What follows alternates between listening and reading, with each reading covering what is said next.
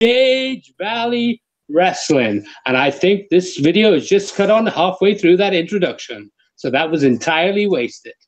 We're here for our second session tonight of Gage Valley Wrestling in the Gauntlet Hangouts. We're playing Worldwide Wrestling, and we'll be following the Gauntlet rules, which means tonight we'll be using the X card. The X card is a safety feature that's in play. Wrestling can have problematic material that comes up at times. I don't foresee any tonight, but if something comes up that people are uncomfortable with and want to skirt around, at any point you can either make an X on screen, say I'd like to use the X card, or post in the chat that you'd like to use the X card, at which point play stops, we back away from the content, and then we move on with either another scene or with the scene going in a slightly different direction. We'll start tonight with the standard thing. We have a new character joining us tonight, played by Chris Newton. So, Chris, would you like to tell us about your character? Sure. Kent Reed is basically a second-generation wrestler with the Golden Boy gimmick. He is the son of a monster heel from the early 80s called Eric the Red, who went with a big guy Viking gimmick. So he's coming at things from right now as a face. He's coming at it from a very earnest place. He acknowledges his legacy in the business, but he is also puts forward that he is willing to work for what he gets, which is reflected in his move choices. He actually is took the moves Dynasty Skyin, which put him gives him a +1 look, because he is, if anybody was able to get a good look at his dad back from the really grainy video of the early 80s, he's a spitting image of him, and he has played that up a little bit, and his other move choice was always learning. So he takes the position in most of the time that he is learning from every match, and he makes that a point of his character, as opposed to trying to make it out like he deserves everything he gets before he even shows up.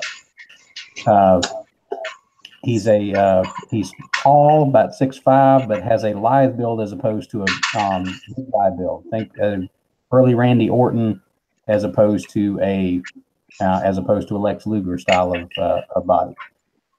He has obviously red hair, lots of it. It's kind of a big bushy mane around his head, and he keeps a close trimmed beard, so he doesn't go full Viking with the beard, but you can definitely kind of get the impression that he's hearkening back a little bit to his dad's gimmick. Okay. And his in-ring style focuses on movement, because he is a big guy, but he's also quick for his size, so he actually makes it a point to show that off a little bit. So it's rare that you're going to see him execute a whole lot of power moves, but you will see him hit a whole lot of hard-looking moves, like clothesline, shoulder blocks, that sort of thing, in order to accentuate that he's a big guy, but he's able to move. Excellent. Okay. So,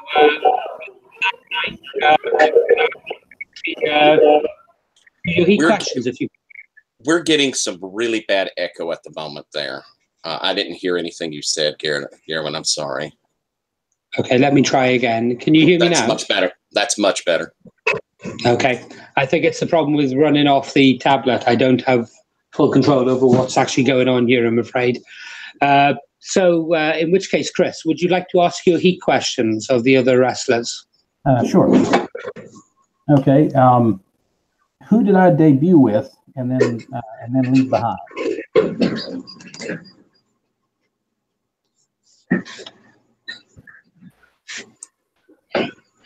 I can take that if nobody else wants it. We would have been, if you're a big guy, and I am a very, very big guy, so we could have put on some Titan versus Titan matches early on. Okay. And you're playing the Kraken, correct? I'm playing the Kraken, a giant. Okay, Chris. Your next question, if you have it, please. Okay. Who's me under their wing? I can do that.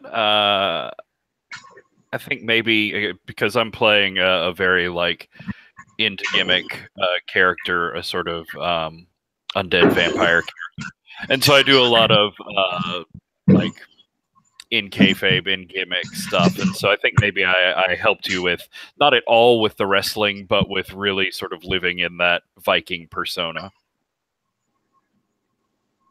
Okay, and part of that is he's slowly trying to shed that, but he hasn't quite let it go yet. So he's definitely still making use of that a little bit. Okay. The next heat question I have is, who's jealous of my rapid rise? Since this is his first time showing up, I'm not sure how rapidly he's rising, but. Okay, in which case the answer to that will be Naomi, the Godslayer Horton. Okay, I'm just going to list her as Naomi because I don't have that much space on my sheet here. No worries. And in no way is Naomi, the Godslayer Horton, in any way a play on Randy Orton. Gotcha. Okay, and the fourth question I have is, who has taken it upon themselves to teach me a lesson in the ring? You actually get to ask 3 questions, one for each of the players, and then one for an MPW in this instance. So if you want, you can either have Naomi to have that one or the previous one. She's either jealous or she wants to teach you a lesson.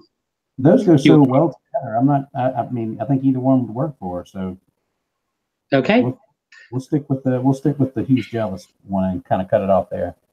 Okay. In which case then, what we're going to do is we're going to do the top of the show moves.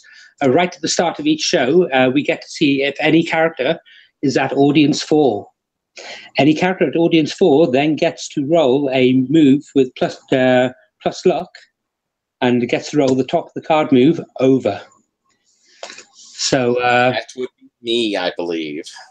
Okay. Would you like to roll the over move, please? Certainly. Let's see here. 2 dice. And I'm going to go with purple because I like purple. And I'm going to submit.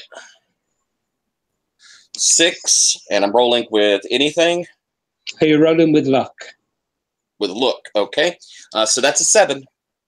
Okay. On a 7, I'm just trying to find the modified one. Give me 2 seconds. Okay. Over on a 7, you get to choose whether you add or replace one promotion tag, or demand to be granted a match, any match you want, or call out anyone from the roster to explain themselves and get +1 heat, or alternatively, get 1 momentum.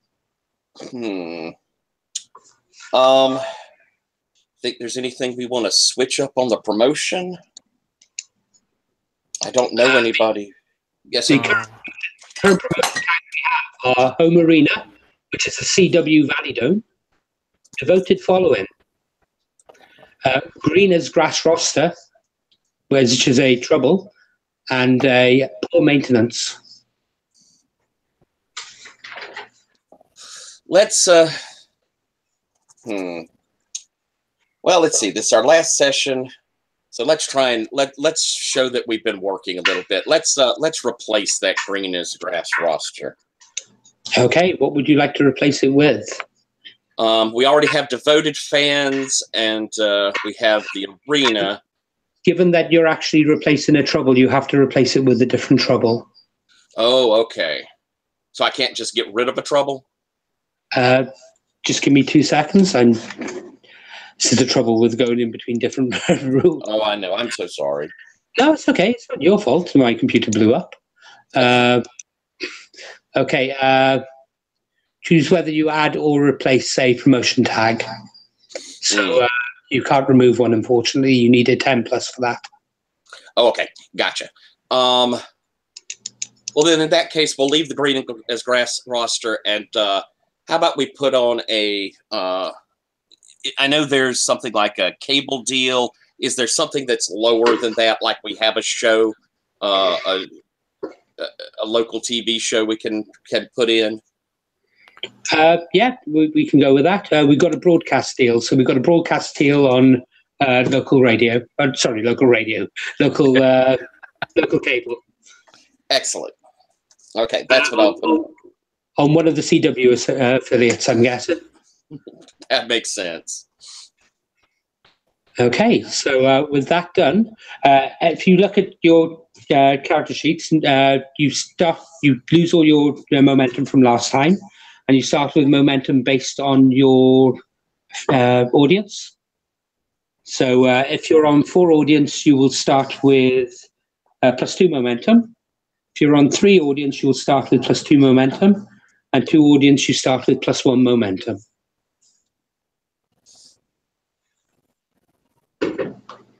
And my audience drops down to 3. Is that right? No, it stays at 4. Oh, okay. So I won't be able to hit audience 4 again tonight. Well, as soon as someone else gets to audience 4, you drop to 3. Gotcha. So normally only one person is a 4 at any one time. All right, you guys need to get up there. Okay.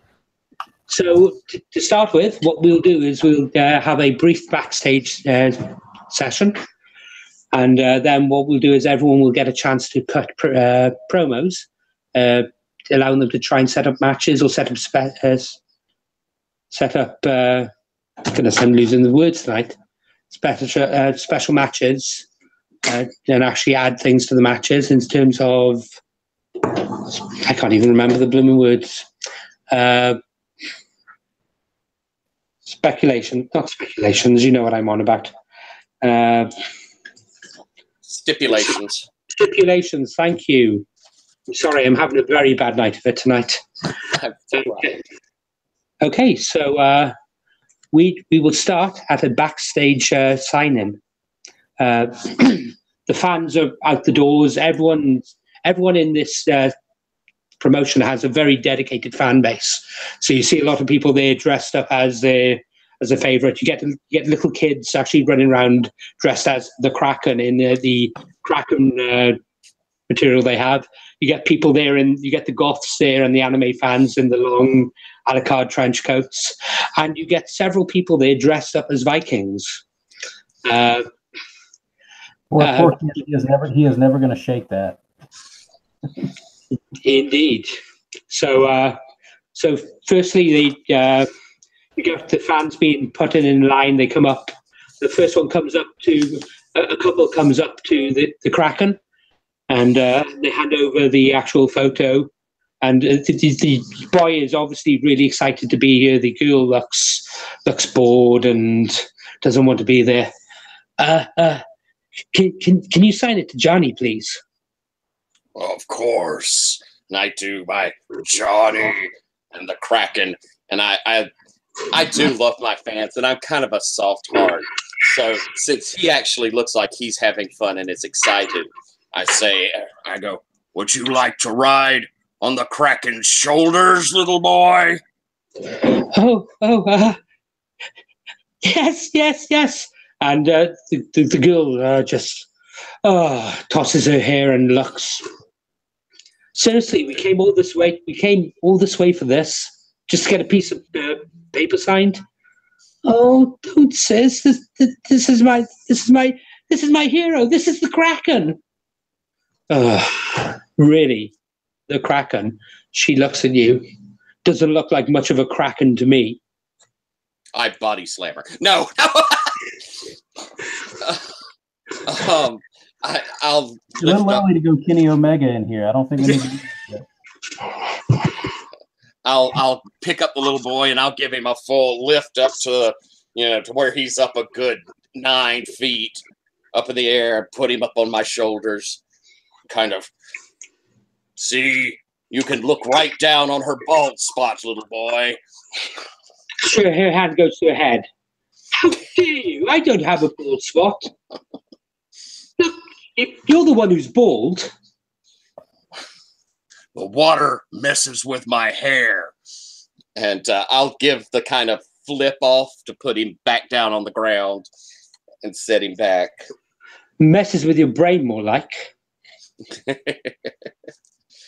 I'll snarl at her fearsomely. Oh, grow up. And she takes her brother and wanders away. The next set of fans come in. They're in their anime gear and they're all dressed up like like Alucard. They've got the wide brim hats on and the glasses. These are the glasses that are actually selling in the arena with the little LEDs built in to actually light them up. And they walk over to you. As they walk over, one of them actually stumbles over and falls down. Because the trouble with these glasses, you can't actually see through them. Because the LEDs basically obstruct your vision. So he stumbles, he gets up, his hat comes off, he looks around embarrassed. He comes over to you sheepishly and hands over a photo to sign. I'll look down at him and say, it takes some practice to get used to the balance of things. But here, let me see that. And he puts his thumb up to He's got like big fake teeth on him. He's got a little fake blood there, just like a smear of red across the photo there as he hands it back to him. Thank you. As you look up, you can actually see that there's some sort of bandage around his neck. And there's two little damp patches. Have you been unfaithful, little one? No. I please take me. Please. And he basically rushes forward. I'll do anything. Please make me like you. And you can see the security are starting to come over as he's leaning over the desk. And I tell you what, you sit on the aisle, and maybe if you're worthy, I shall talk to you again tonight. The security are dragging him away as he's pleading, and we will cut now to the next fans, which are the Vikings. They say that, well, they claim to be Vikings, but these are the skinniest, palest Vikings you've ever seen. They're practically white, and you don't think they've actually seen any sort of weights or any sort of exercise gear in their life. The furs that they're wearing, which appear to be store-bought rugs that they've cut off from IKEA, hide guts and hide paunches, and they come over and hello, Mr. Kent. Mr. Kent, it's so brilliant to see you. And one of them puts an double-headed axe down on the table, and this thing is just foam. You can tell that this is just a badly made cosplay prop. And I'm a huge fan of your father. I'm an absolutely huge fan of your father. Is he here tonight? I don't think Dad's here tonight. But if you like, I can I can see if he can show up for the next big show. Oh, that would be brilliant. Could you get him? To sign something for me? I really want his autograph. He'll have to do that for himself. He does his own promotions, but I can ask him to be here for the next show. Oh, so he's not here tonight, and this guy looks particularly crestfallen. Oh, and he reaches up, takes off his horned helmet, and he takes out a photograph that he's purchased and paid for the sign, and he hands over. Could you sign it to Dolph, please? I can do that. My name is actually Rufus, but could you just put Dolph down? It's what the guys in the club call me. Sure. Kent's trying really hard to maintain that sort of like John Cena perpetual smile, but you can tell it's a struggle as he signs off on it.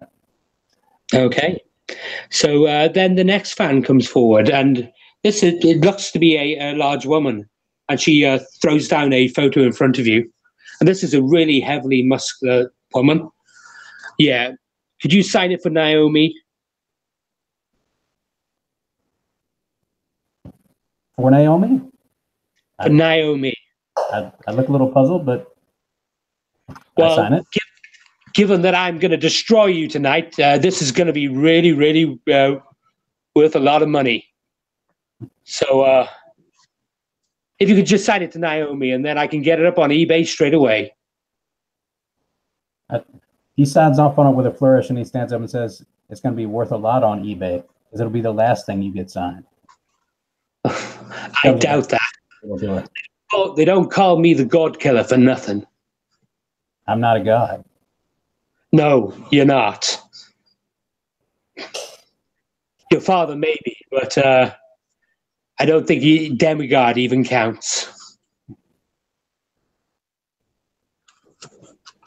Have you seen the Disney film Hercules? Yes, I have. Yeah, well, your song just goes from 0. And she grabs tonight, Naomi, 0 will be good enough. She grabs the photo and marches away, and all the fans are there with the cameras. Click, click, click, click, click, click, click, click, click. Okay, and now we will go to the segment where everyone gets to do a promo. So what we can do tonight is we will start with the champion, which is the Kraken. We will go through in turn. We'll go through Chris. We'll go through the Kraken, Kent, and Alucard. You each get a turn to actually do a promo. There may be promos cut by NPWs as well, at which point I will take over. So if you would like to start, then Tyler. Okay. Just to find out, as we're getting together for the matches, have I heard anything from management of who they're wanting me to kind of go after? Any thoughts coming from management down to me? Management have said that there's going to be a surprise person tonight, but you were introduced to them last week. Okay. Gotcha. If you remember, at the end of your match last week, there was a promo cut in on the Gage-tron. Okay, yeah. All right, then.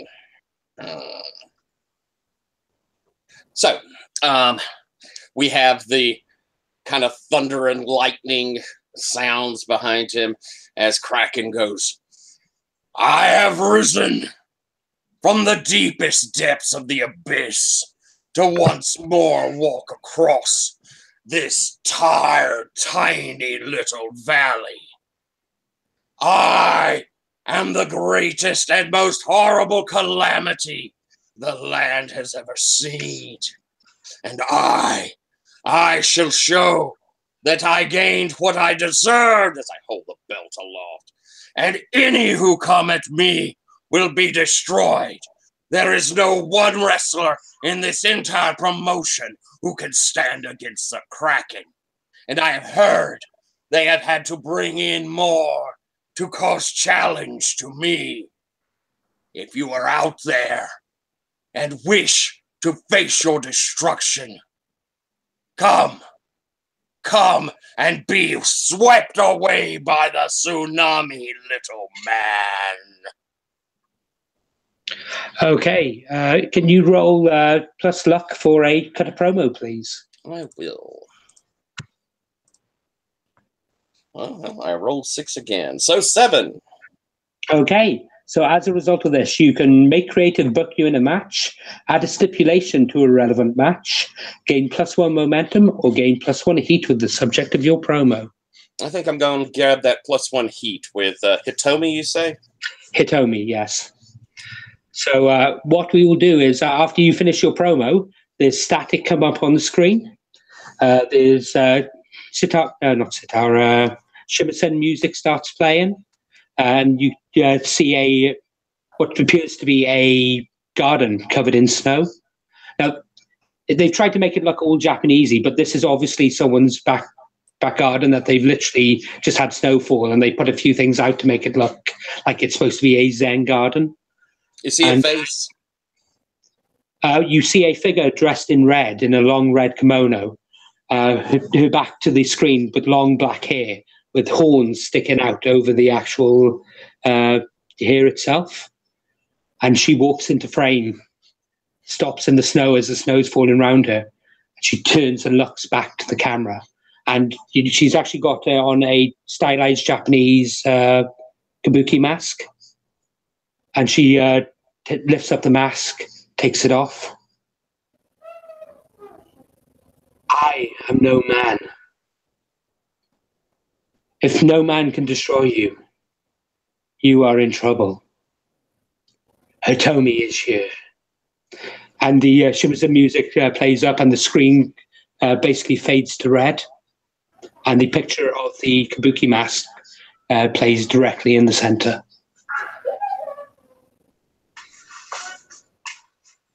Okay, so Chris, would you like to cut your promo? Oh, sorry. I'm going to fanboy a little bit for Hitomi. That was awesome.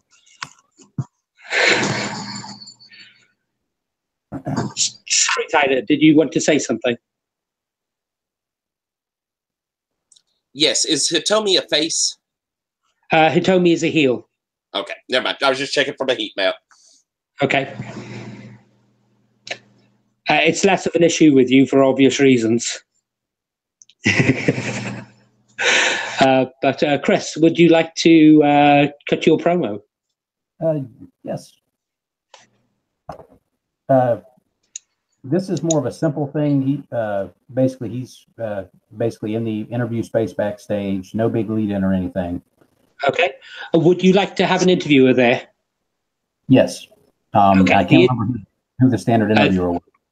The interviewer's name is Tallulah Dixie, and she is a Southern belle, and she is very much Southern. And Sugar, she talks to you like she has butter coming from her mouth. She is such a sweetheart, and she is loved by all, absolutely all. So, Mr. Kent, it's been a long time coming, but welcome to Gage Valley Wrestling. Do you have a message for those of fans out there? And she passes you the microphone. Thank you, Miss Tallulah. I do. Oh, thank you. To all the fans in Gage Valley Wrestling, like I say, I appreciate your welcome. I understand that my father has a great legacy that I plan to carry forward. But also, I want everyone to know, including the so-called God Slayer, that I'm my own man. I fight my own battles.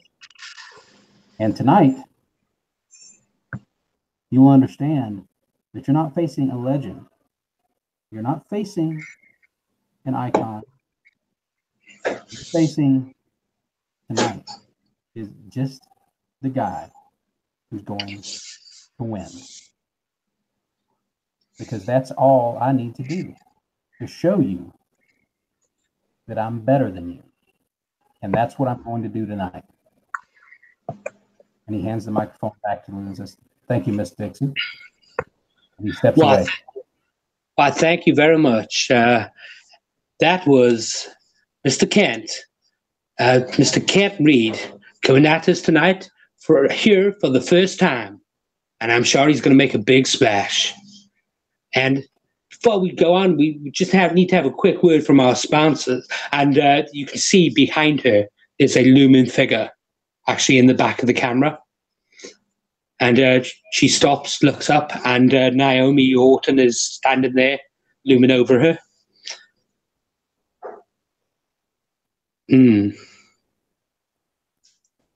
Unimpressive, she says, and she moves off screen. So would you like to roll your cut a promo? Yes. You roll plus luck, so that's +2 for you. Okay. So a modifier of 2. I'm learning to use the roll for your party app here. So. Okay. Oh wait, that was. Did I do that right?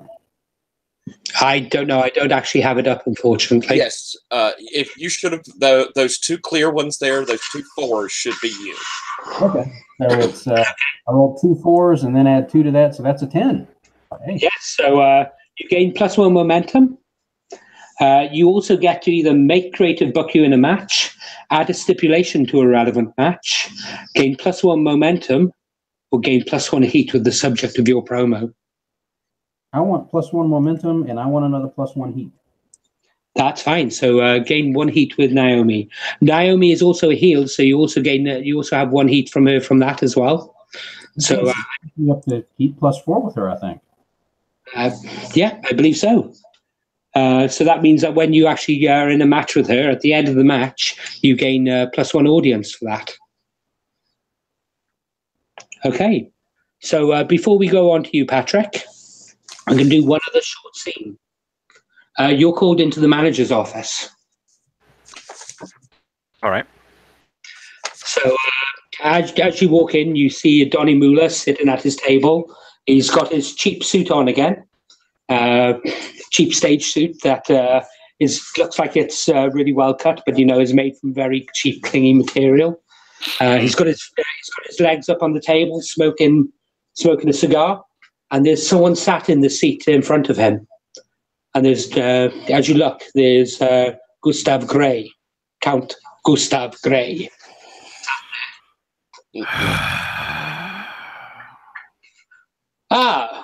Come in. It's good to see you. Take a seat, please. What is this about? This is about your future. Your future here in Gage Valley Wrestling and potentially Gauntlet League Wrestling. This is your chance for stardom, boy. Your chance for stardom. All right, keep talking. Count Gustav is there. What is this man here for? This man is an imposter. And Donnie cuts in. Gary, you don't have to do the stupid accent now. We're not on camera. What do you mean, stupid accent? Gary, stop it. What? Okay. What do you mean, stupid accent? This is how I do it. I'm a character actor. I don't. What's he doing here? Okay, Donnie lights the cigar again, takes a suck.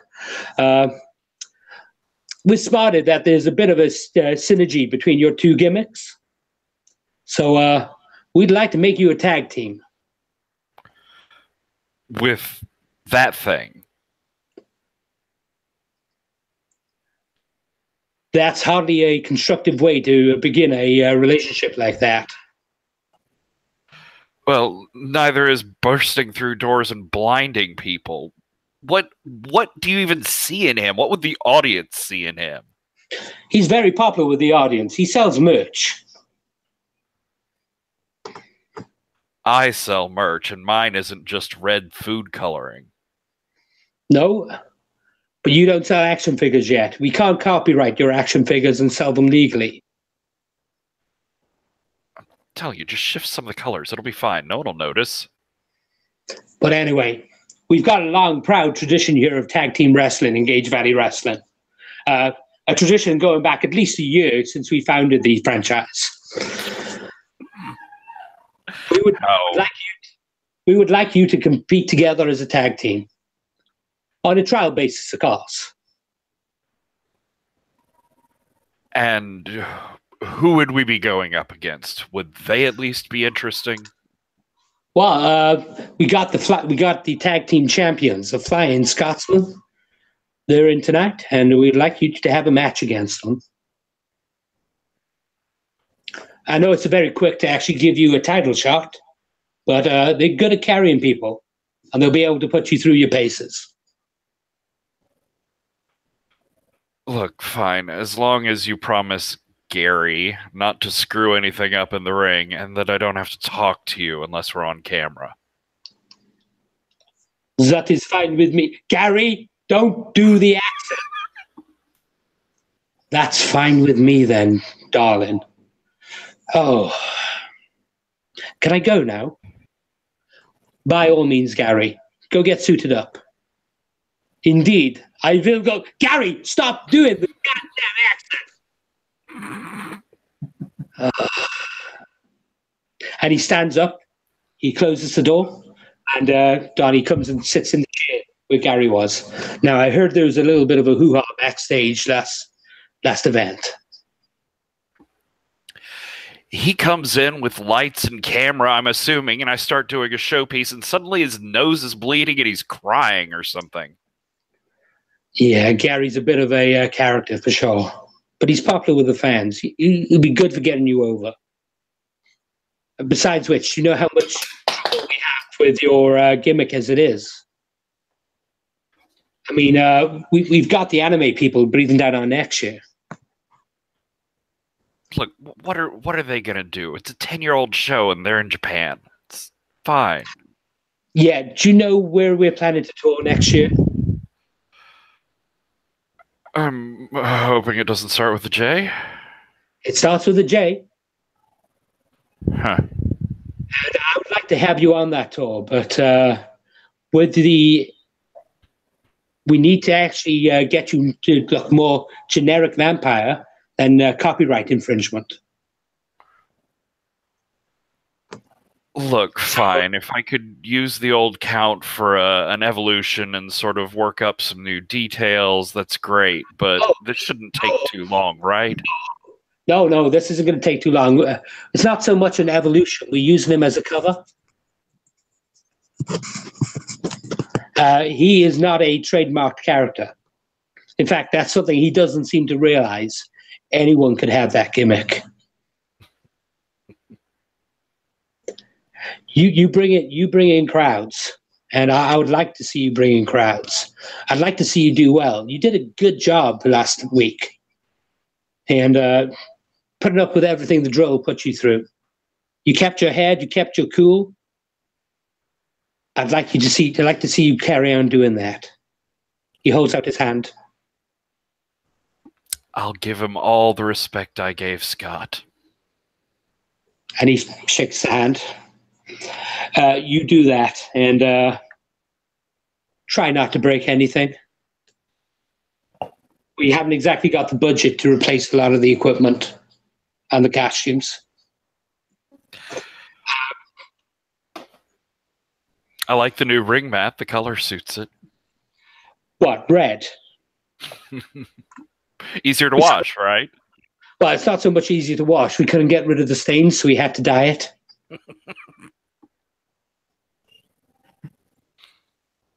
Anyway, you two, I want you to go out and cut a promo against the Flying Scotsman, Jock and Jimmy. Fine. You can tell who they are. They're the guys in the great big Scottish flags. Stands to reason, I guess. Fine, I'll be on camera with him, but he better bring it. Oh, he'll bring it, and if he doesn't, then he's in trouble.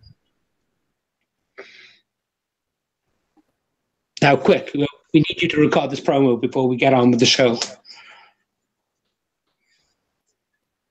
All right, so yeah, I'll get up and leave and go get ready, and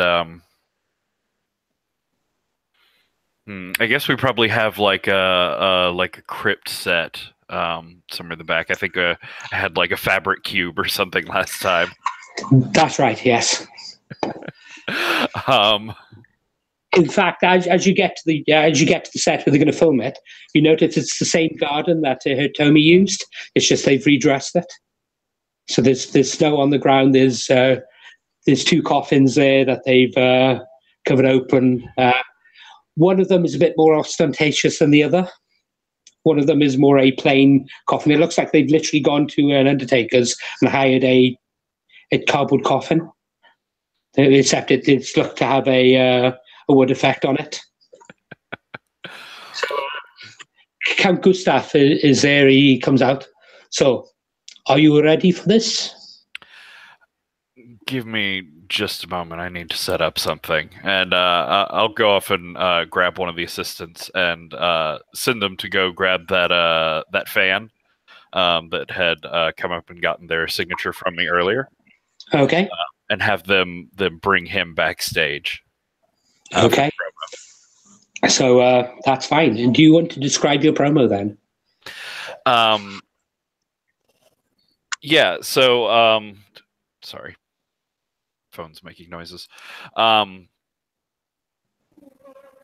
So yeah, we're in the set there, and there's like, you know, wolf howl and sort of a lightning flash in the background, and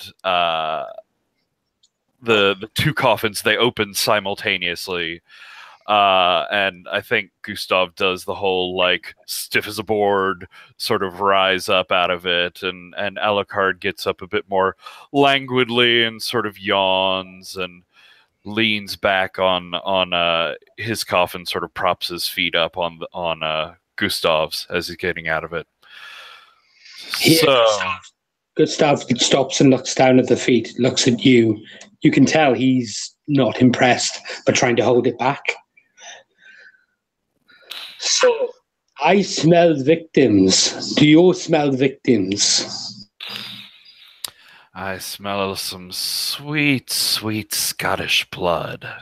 Nothing gets my hunger going more. It's been too long. Yes, I too like a good scotch before bedtime. It does wonders for the circulation, and I have just the thing planned as a surprise for them. Ah, look, here he comes now. What is this creature? This disgusting piece of humanity. And you can see the fan who's there wasn't expecting that, and he looks a little bit affronted by it. Oh, come now. Just because they're a lesser order of creature doesn't mean we shouldn't respect them, as I sort of like pet the side of his head and bring him in closer. Do not fear him, though. He is completely under my power. Aren't you, little one? I am not afraid of any human. Indeed, humans should be afraid of us. This one will act as a very good surprise and a distraction. Won't you? You'll carry out our orders, and when you see them, those evil Scots, those delicious Scotsmen, you'll set them up for us, won't you? You'll get them distracted at just the right time, won't you? It'll be part of our plan. He's nodding and nodding. He's doing a really good job of looking like he's hypnotized. You think it's actually stage fright, but yeah, as your head's bobbing up and down, his head's following you eye to eye. And then you will get your reward, your eternal reward. And I'll go in on his neck there and pull aside the bandage and bite down and dribble out some fake blood down his neck. Okay. As you pull the bandage down, you see an actual wound there. Oh, I'm trying to power through that. Bite a little further back than I was planning. Okay, and does the camera cut at that point? Yeah, unless Gustav has some sting he wants. But no, it cuts anyways. I don't care what Gustav wants. Fair enough. So can you please roll your cut a promo with plus luck, please? Sure.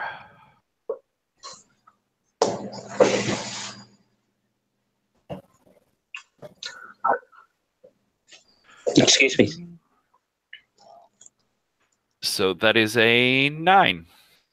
Okay, so with a 9, yeah, you get them to pay attention.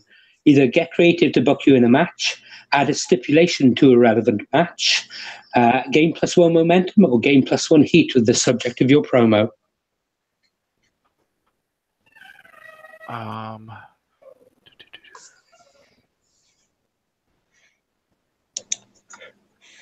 All right. Could you? I'll get a. Are you also capable at that point? I'm just asking Guillermo. This is purely a mechanical thought, but could he also take a heat with Gustav since they work together in the promo? Since it's going to be a tag match? I would say yes, definitely, if you want to.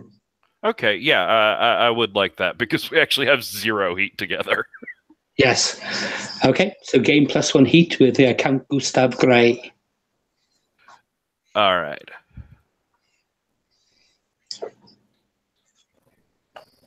Okay. So normally at this point we'd have a break to actually set up the matches, but I think the matches are pretty much well and established at this point. So if everyone's okay, we'll go straight into it. We'll play for half an hour and then have a break, and then go on to the second part of the actual episode. Okay, so we will open the episode with Naomi Godslayer Horton walking down to the ring. She has a microphone with her. Now, listen to me. All you disgusting people out there. All you little people. All those people that aspire to be me. Well, you're not me. Because I am truly special. I am the Godslayer. I am the one that topples the titans from the mountaintops. I am the one that kills all their kin. Their line ends with them. And tonight, I am going to end one particular line. Erickson no more.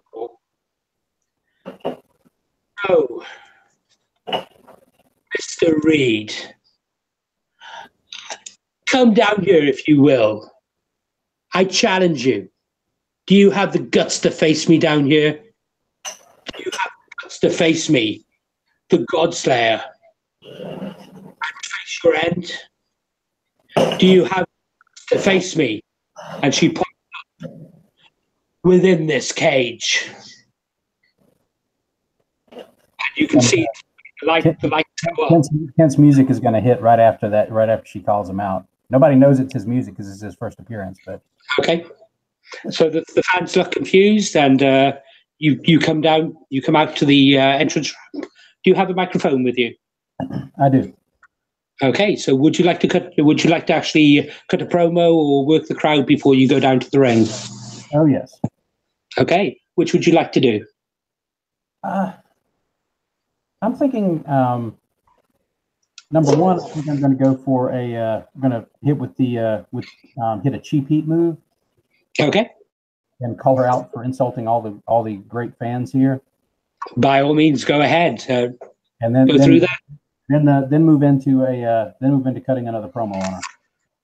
Okay. So would you like to do the promo and work the cheap heat in, and I'll give you the cheap heat at the end of it. Okay. Naomi, you seem to think an awful lot of yourself. And yet, you wouldn't even be here. You wouldn't even have that microphone in your hand if it weren't for all these people here in this great town, in this great arena, who came in and paid their money to see this show. In fact, I'd say that you pretty much owe your very existence here to them. So maybe you should be just a little bit more respectful of the people who showed up to pay your salary. And maybe you should be a little bit more respectful of people who showed up tonight to kick your butt. And he throws the microphone down and starts walking. Well, that's the thing, isn't it? Respect is not given. Respect is earned. And she drops the microphone. And can you cut a promo, please?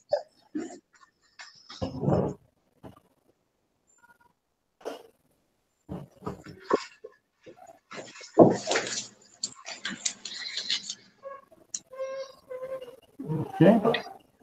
So it's plus luck. Let's see. Now this is weirding me out because it's showing me four.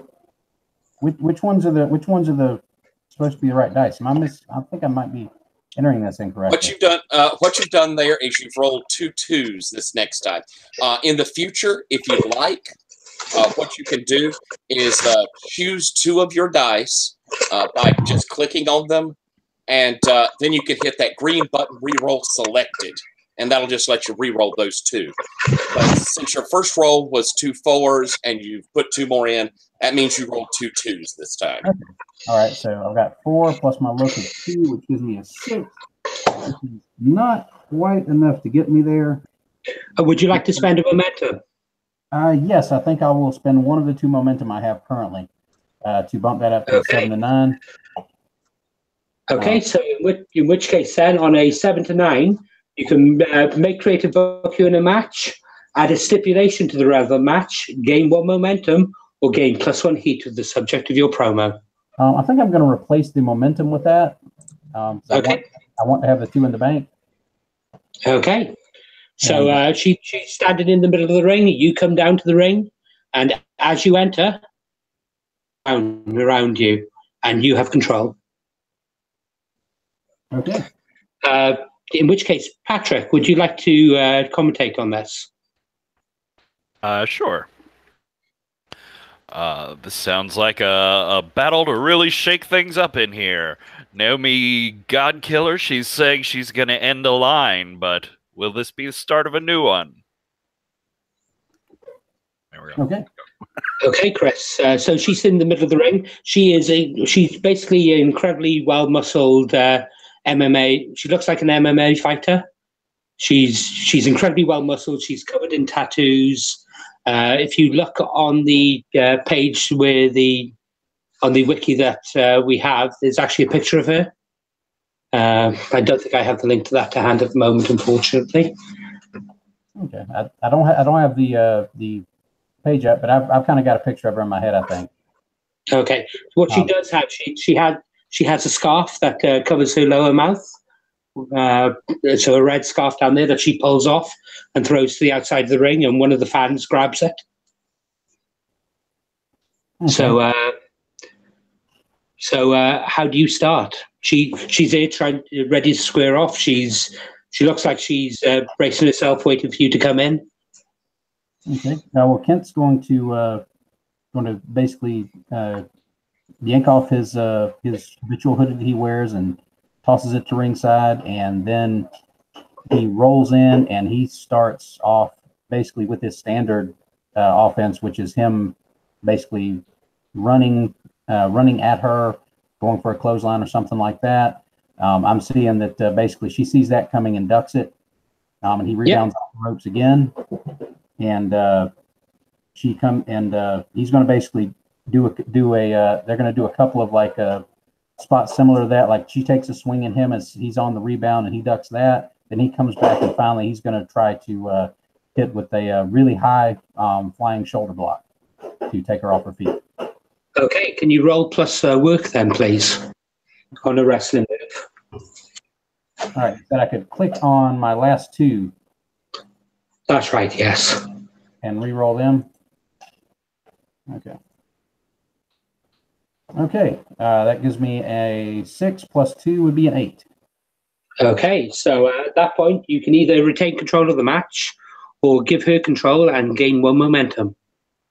Okay, I'm going to take the momentum and turn over control of the match. Okay, so you shoulder block her. She goes down to the ground, and as you run past, you see her hands go up, and she basically springs back to her feet. And as you turn around, she comes in and does does an upper forearm, bracing forearm to you into the ropes and throws you into the turnbuckle. She runs over and she's literally starting pounding on you in the turnbuckle itself. Bang, bang, bang. And as she's pounding you, the crowd are chanting, 1, 2, 3, 4. And she stops, she looks at the crowd and starts hurling abuse at them. And this gives you an opportunity to actually take control of the match again. Okay. And Kent's going to basically, as she starts abusing it, he delivers a sharp elbow to her midsection, since she has turned away from him to kind of yell at the crowd a little bit. And then he basically Irish whips her into the turnbuckle and does a running back elbow. And as she rebounds out of the corner from that, he is going to basically go for a pick her up and go for a spine buster in the middle of the ring. Okay, can you roll? Would you say this is a power move, or would you actually say this is a work move? I'm not sure that his version of a spine buster would really be so much of a well, I'm not sure. It's the same role either way. So I'm going to say I'm going to say right now it looks like a power move because he's a big guy and he lifts her up bodily and just slams her back down. So we'll call it a power. Okay. Can you roll with power then, please? Oh, it looks like Naomi thought this was going to be an easy takedown, but Kent seems to carry the power of his family in him.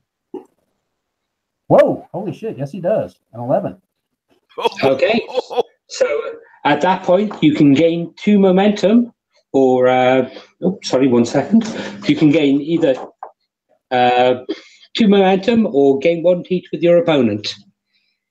Well, and look, I've got pretty much +4 heat, so the heat's not helping me. So I'm going to go with the additional 2 momentum, which will bring me up to 6 right now. I think with the cheap heat.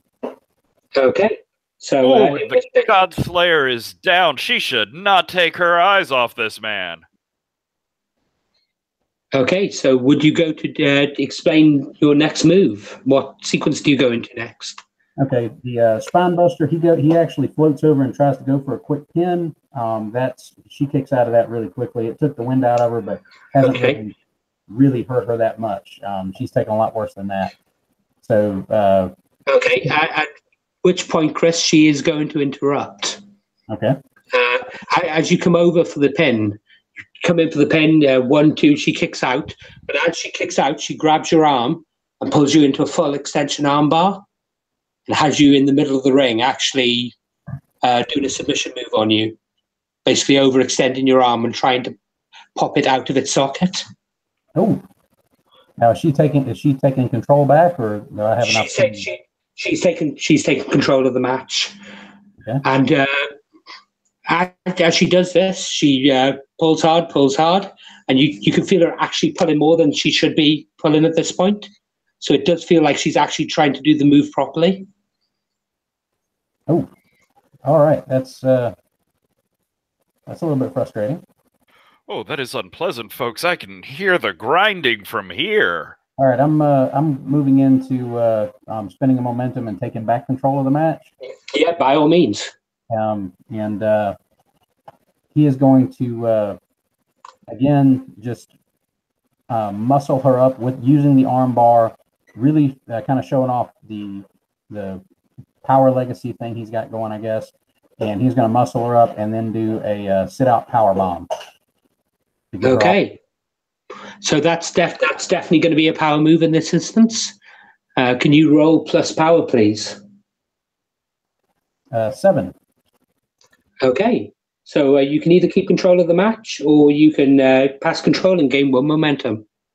I will keep control of the match because I'm really interested in turning back over to her at this point. So she is sort of stunned by that and rolls away and starts to get back up to her feet. He is sort of nursing his arm a little bit and does basically a running, another sort of a running body splash on her, basically taking her back down, kind of like a running cross body, but he kind of overshoots her a little bit because it's an impact move rather than a actual attempt to pin. And so she goes back down. He scrambles back up, and then he basically hoists her back up bodily, flings her into the ropes, and does a really hard clothesline with his other arm, still sort of nursing to hurt arm a little bit. Okay, and at which point, as you come into clothesline, she will interrupt again, and this time she will actually come down, and she slips behind you and basically takes you into an armbar takedown. So she has you down on the ground. You're just out of reach of the ropes, and she's going back for the same arm, and she's pulling and she's tugging, and you can feel the arm getting really, really sore now. All right, he's going to basically throw another momentum up to interrupt. Okay. And, this time he's going to do something a little bit different. He's not going to muscle her up again. He's instead going to roll through and basically actually try to set her up for a pin. So that You got to either break the armbar or get pinned. Okay, so you set her up. The ref comes down. 1, 2, and at the last moment, she lets go of the armbar. But as she does, she kicks out at your knee. Okay, and basically he stumbles backward. The leg goes out from under him. He kind of wasn't expecting that. And has she seized control again, or am I still in control? No, you still have control, but I'm just describing the move. Okay. He staggers back. She gets back up, and she goes for just a big roundhouse kick as he's sort of kneeling down. Looks like if she would have connected with that, that would have put him out. But he actually ducks underneath it, and as she swings around with the momentum just carrying her past it, he actually scrambles up, grabs her with the rear waist lock, and slings her over with just a classic bridge German suplex. Goes for the pin again. This isn't enough to put her down, so she kicks out at 2. And then as she's getting up from that, he comes up. He basically comes up and just hits her with a big sledgehammer style double axe handle to the back, and she goes back down. And this is him doing another power move. Okay, can you roll wrestling with power then, please? 7. Okay, would you like to retain control, or would you like to gain a momentum and pass control to your opponent? Actually, I'm gonna push him over for that one. Okay, so you gain 2 momentum then, or 1 heat. As Naomi seems to have underestimated this opponent in this family line, and she has woken a Viking fury in her opponent as Kent Reed slams her down. Sweet. Let's see. Do on that one I choose either the heat or the momentum? Is that right? That's correct. Yes. So either 2 momentum or +1 heat. I'll choose since I've got the maximum heat with her already. I'll choose the +2 momentum, and he will choose to retain control. And actually, as she's laying down on the mat, he's going to basically spring up to the second turnbuckle, and as she's laying face down, he's going to leap off and drop an elbow, basically right to the center of her back. Okay, and as you get to the top rope, you jump up to get her as she springs to her feet, and there is an RKO out of nowhere. Oh, so she seized control again. I take it. She seized control again. Okay. And you're both laying out in the center of the ring. Basically, she's on the ground panting. She's having trouble getting up. And the crowd are cheering, and the ref's there in the middle of the ring. 1, 2. Okay. I'm going to throw another momentum down and get control. No, she's passed control back to you. You don't need to spend momentum. Okay.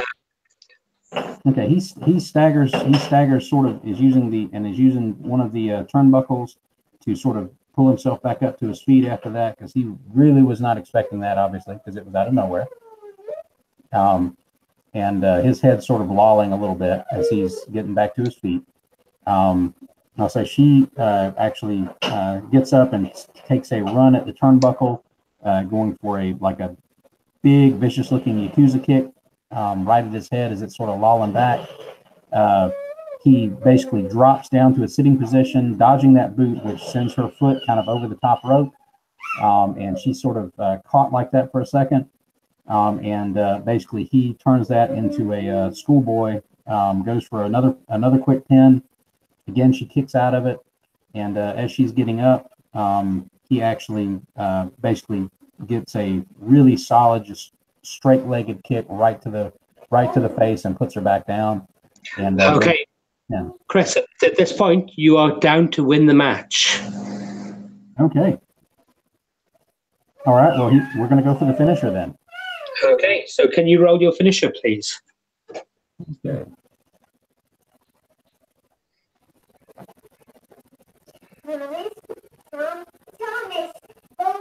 Okay, a 9, and I'm going to spend one momentum to take that up to the next level for 10. Brilliant. And at that point, what do you get for a 10 on your finisher?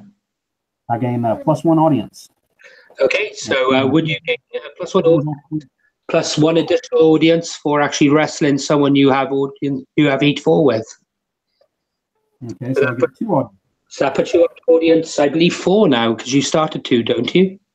No, I start at 1, so it puts me up to 3. I thought the Golden Boy started at 2. I think it says resets to audience +1. Okay, I do apologize, and I thought you started at 2. Okay, so she looks stunned that she lost, absolutely stunned. She gets to her feet. She looks proud. She can tell she's missed. She sighs. She walks over and she offers her hand. Okay, he looks at her. He's still panting pretty hard. He looks out at the audience, looks back at her, and then takes her hand for a shake. Okay, she shakes your hand, holds it up, and as it's up there, she slips you into a cross-faced chicken wing and is using her heel move to lay you out. I'm gonna run in. That's a good point. Well, that's luckily because I'm about to say you're about to do a face turn. Oh, well, good.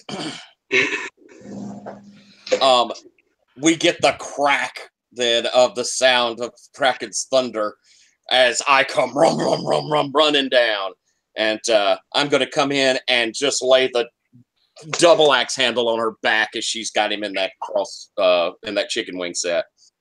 Okay, so you come down there and you absolutely destroy her. You smash her to the ground. She goes to the ground. She sees you. She rolls out of the ring and backs up to the entrance ramp.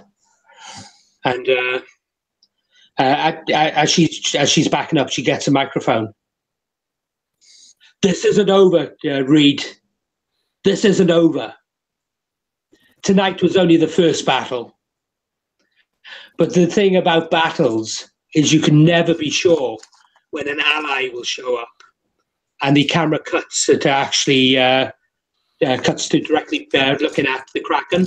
And as it cuts to as it's moved to one side, there's a figure dressed in a red kimono and a kabuki mask behind the Kraken, who, as he turns round, nails him with it basically takes off the mask and nails him with it.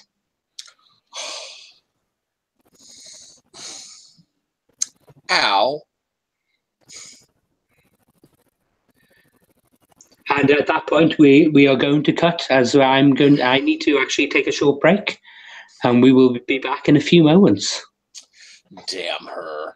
See you in a few. All right. See you in a few moments.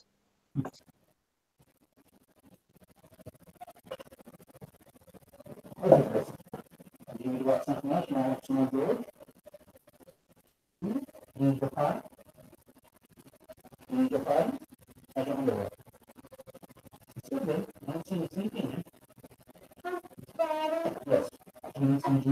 have a problem. My bus is stuck in the mud. Oh, it is, isn't it? We need to go. You better get a tow truck. Who's your tow truck? Maybe. Okay.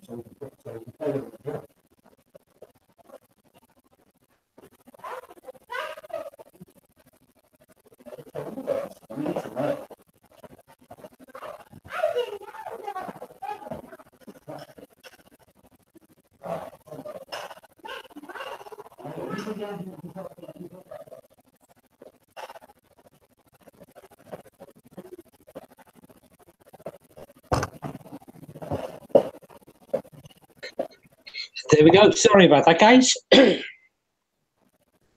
Quite all right. It was time. I'm going to, for my nowhere else to go, I think I'm going to take another heat with Hitomi as my result from that. Okay, by all means. I'd love that momentum, but I need that heat up. Yep, not a problem at all. So, Chris, are you back? I am back. Okay, and do we have Patrick here? Not quite yet, but I can hear him moving towards it. I keep on forgetting you're in the same place. Yeah, he's about 10 feet above me. Chris, you seem to have a southern accent. Where are you from, sir? Conway, South Carolina. Holy shit, we're in Easley, South Carolina. That's actually where I live. I'm originally from Conway, but I live in Easley now. I moved up here because my wife was from the upstate. We live right near downtown. I live over near West End Elementary School, near where the old Walmart used to be, as we in the south. How direction. Cool! Yeah, we live over close to where the Publix and the Home Depot are. I have to admit, my only connection to South Carolina is I used to reenact in a South Carolina regiment for American Civil War. So did you? That's where the bad American accent, the bad Southern accent came from. You just watch too many episodes, too many, Gone with the Wind, and listen to too many people in Charleston. I used to love North and South. I mean, when I first started doing a little bit of Civil War reenactment, I was all about the Union. Then I realized how much easier it was to do Confederate kits, and it is easy because virtually nothing was standardized. Oh, that's awesome. Yeah, watching North and South will definitely give you opportunities to hear bad Southern accents. I'm just trying to think of a show that still has a good Southern accent on it, and I can't really think of one. Just about everyone I see is really a really bad one. Mm-hmm. Well, I've got a friend who serves in the U.S. Air Force that I used to write with for FASA back when we were writing for Crimson Skies. Well, he was writing for Crimson Skies, and I was doing his playtest. I was his lead playtester, and he always used to say that I do a Houston accent, and I don't see it myself. Those Texans.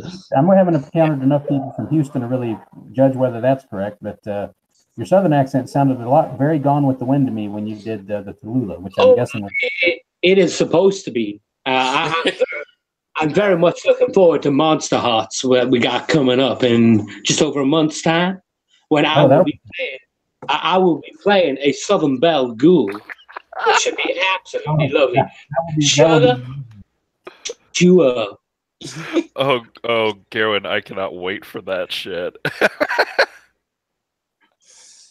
Oh, me. But anyway, okay. So if we're ready, would the Kraken and Kent Reed like some time together on camera? Definitely after Hitomi the two of them have headed off.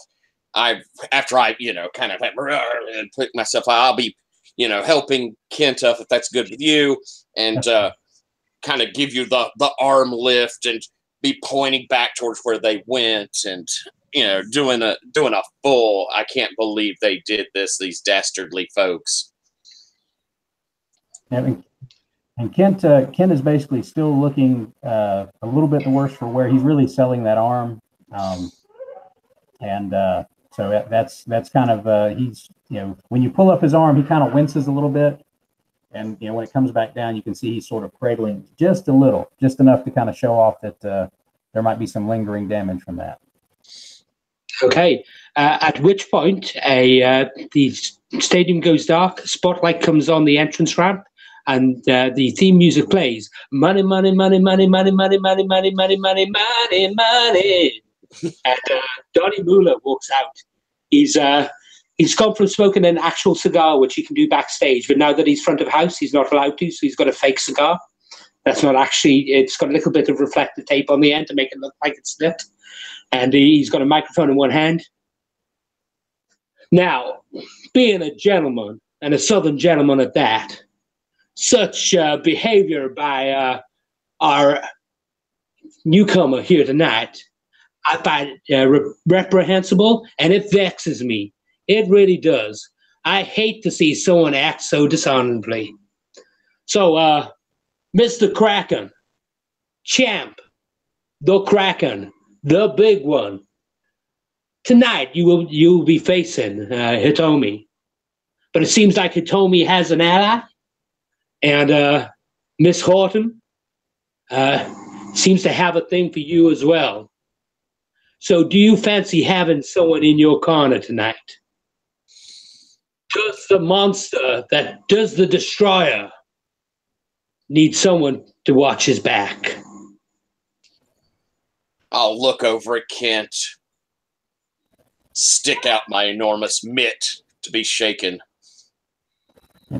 Kent will reach up and take that enormous mitt and shake it strongly.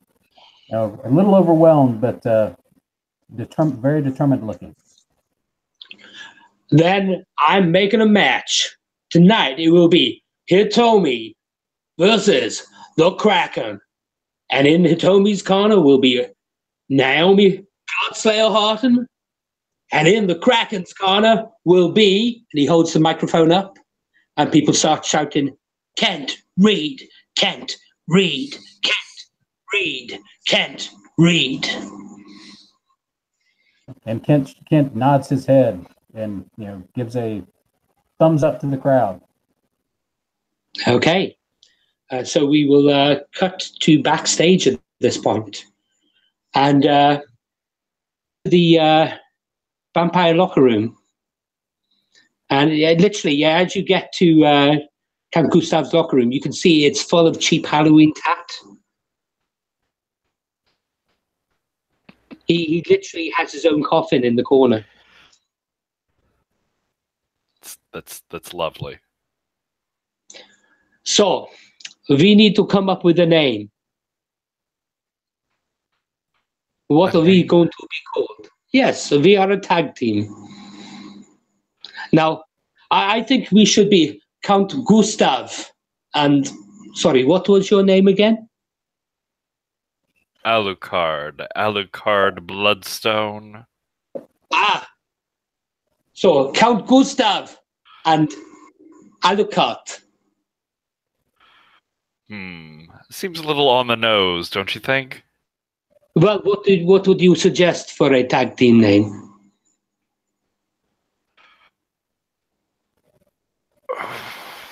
I am wildly bad at naming things. No, I hadn't noticed that at all, Patrick.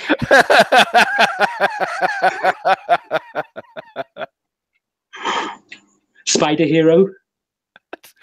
That was inspired. It was brilliant. So we are the Prince and Pauper of Darkness.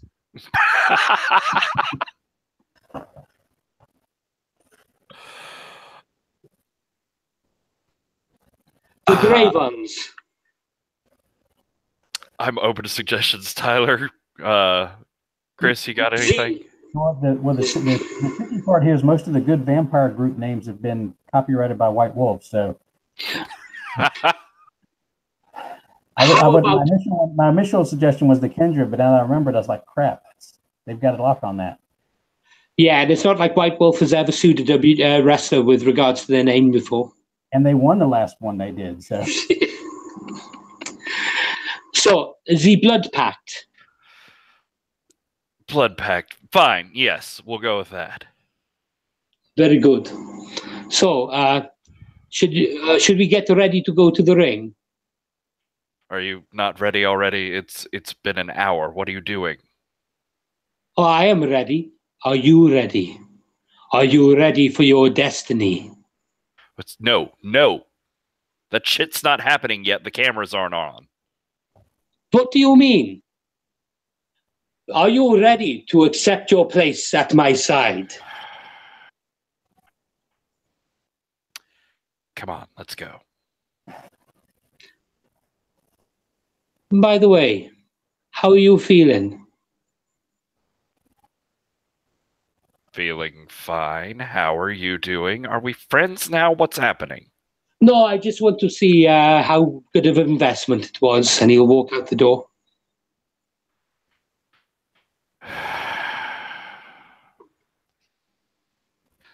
You can't kill something that's undead. It's not murder.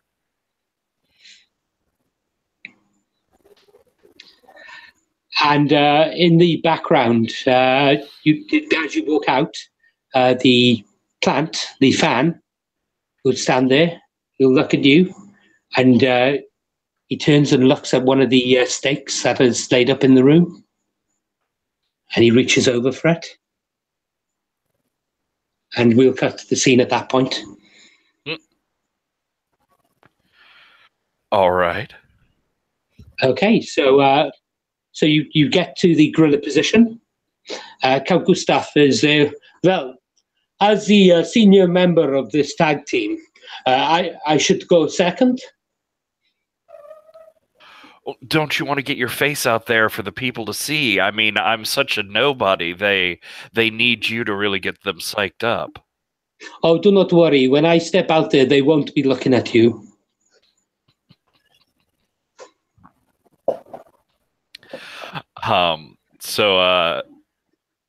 Yeah, I'll go out first. Okay. So, whose music cut?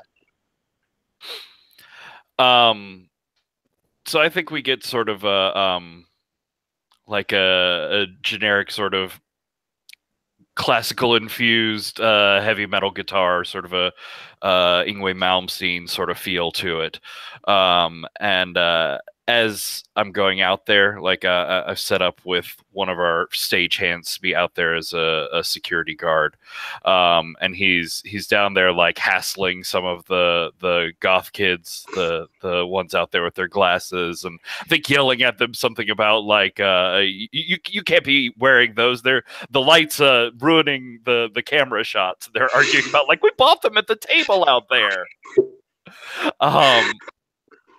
And so I come down and he's oblivious to me until I'm just looming up over him and right behind him.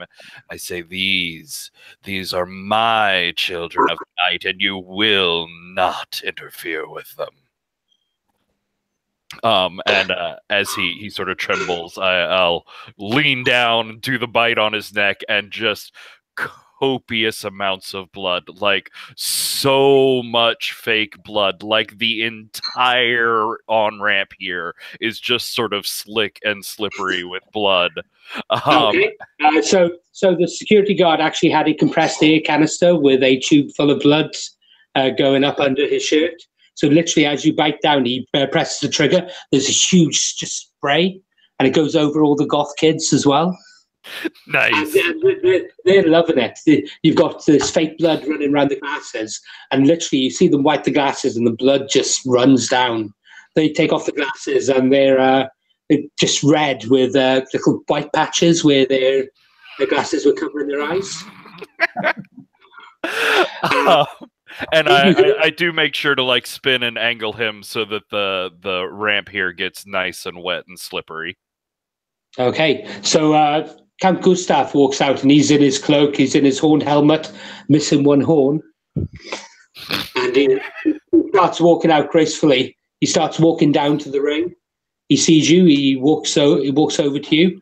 And as he walks over to you, the blood that has been spilt on the ramp, you see his foot go, and he slips backwards. Oh, no. I'm just going to turn and continue down towards the ring as he's still in midair. He stumbles, he gets up quickly, but if you look back, you can see he's pissed. He is pissed. And he walks down to the ring. He takes off his helmet. He throws it on the ground. Now knocking off the other horn in the process. He throws off his cape and he steps into the ring. He comes up to you. What the fuck was that about? There was not supposed to be so much blood. We're vampires. It's all about blood, dear Count. Very well. He'll reach into a bag at his waist, pull out a goblet, pull out a flask, and pour a red liquid into it. And he'll pass the liquid to you.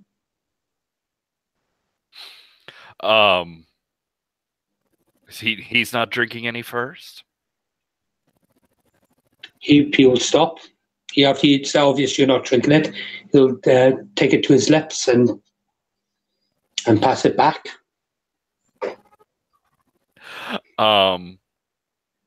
Yeah, I'll go ahead and do sort of a messy, bloody, all over my face pour. I'm trying not to drink any of it, but I also want it to look good. Okay. So may not be totally successful, but yeah, I'm ending up with like the big bloody chin. Okay. Okay, and you know the whole thing Triple H used to do with the water? He turns around and basically sprays the blood into the air and it just drips, comes down as a fine mist. Gotcha. And at that point, your music cuts and you can hear bagpipes in Scotland the Brave. Do, do, do, do, do, do, do, do, do, do, or whatever that song is. I don't know if that's Scotland the Brave or not, but you see two guys dressed in, they're effectively in full-body leotards with the white cross of St. Andrews on it, on a blue background. And they're both playing bagpipes. And bright red hair, there's a huge one and a shorter one. The shorter one's actually wearing a crown. And the Gage Strong comes up. It comes to Flying Scotsman. And they stop, they put their bagpipes down, and they start running. Jock, who's the big one, and Jimmy, who's the small one. Jimmy takes off the crown, passes over. He's got a big red bushy beard, and they start running down to the ring. And as they run down to the ring, you see they slip a little bit on the blood on the way down. And they run into the ring, and basically they go up to the corners, and they're milking the crowd. The crowd are just loving this, and they take off their belts. They hold up the championship belts and jump down and start pointing at you. Oi, you, boyo. We're coming for you, boyo. I'm sorry. Are you speaking some native dialect? What's happening? Okay, we're gonna do you. The vampire's kiss. We'll show you Glaswegian kiss. Come over here, boyo. I'm gonna look over at Gustav. Are they damaged? What's happening? And they will literally come up nose to nose with you and start shouting off abuse in your mouth. Oh, sorry, in your face. Oi, you fancy a kiss? At which point they'll both nut you in tandem. They nut you and Gustav in tandem. The Glaswegian kiss is the way they normally open the matches. And the crowd pops for this because this is one of their gimmicks. So they turn around, they basically go to the crowd and have their hands up. The crowds are cheering and you have control. Who would you like to actually have as the person in the ring? I think it'll be Gustav can start as I wipe my hand across my mouth, getting all the blood sort of off of it, and as the smaller one is sort of strutting around, I'm gonna come up behind him, basically grab him by like the chin and face and smear all that blood on him as I tackle him out of the ring. Okay, so it's Jock in the ring. And Gustav Gray. So Jock is a real monster. He's a huge person. Chris, would you like to actually commentate on this match? I'll be happy to. Okay. So just let me know when you want me to start. By all means, start away. Oh, it looks like Alucard's starting this one off fast. He just took out Little Jimmy and left Jock in the ring to deal with the count. Okay, so the Count and Jock square off, and Jock is considerably taller than the Count. The Count's there looking up at him. He basically backs up, and he starts. They start trading blows back and forth, back and forth, back and forth. He knocks the Count round. The Count spins round, turns round, and he's literally just a brawler. He's just doing this pure strength, no finesse. So the Count comes down. He knees Jock in the stomach, and at which point he then actually grabs him round the stomach and does a belly to back suplex, bang into the middle of the ring. He gets up and he basically turns to the crowd, and the crowd are cheering. And while he's playing to the audience, the Scotsman gets back up. The Count turns round, and they grapple in the middle of the ring. They go through a few moves back and forth, back and forth, back and forth, and the Count actually gets him in an arm lock and drags him over to the corner and puts his hand out to tag in a la carte. All right. Yeah, I'll tag in for him. Okay. In which case, you now are in control. Would you like to do a tag team move? Would you actually like to do a double team move? In fact, sure. Yeah. I think as the Count is sort of hammering on Jock as they get over into the corner, he keeps his eyes away from me, so that his arm reaches down, and I tag up in, and I come in behind Jock, and basically come up and grab him from behind and hold him in place, so that the Count gets in a couple of last blows before he slides out of the ring. okay. And so control passes to yourself. And what would you like to do? Can you describe your next sequence? Yeah, so Jock, he breaks out of it, and he's just sort of stalking around the ring, very large. And Alucard will keep opposite from him for about half of a lap before they both sort of nod and run at each other. Alucard's gonna slip down under the arm that he throws at him, and sort of slip an arm around Jock's waist and throw him off balance as he backs up, sort of laughing and skipping, and looks around to the audience. His part sort of psyched them up a little bit. Okay, would you like to roll work the audience? Yeah. As I leave another bloody handprint on this guy, so I've marked him now. Okay. In which case, then, can you roll plus audience, please? Yeah. Plus audience. Yes.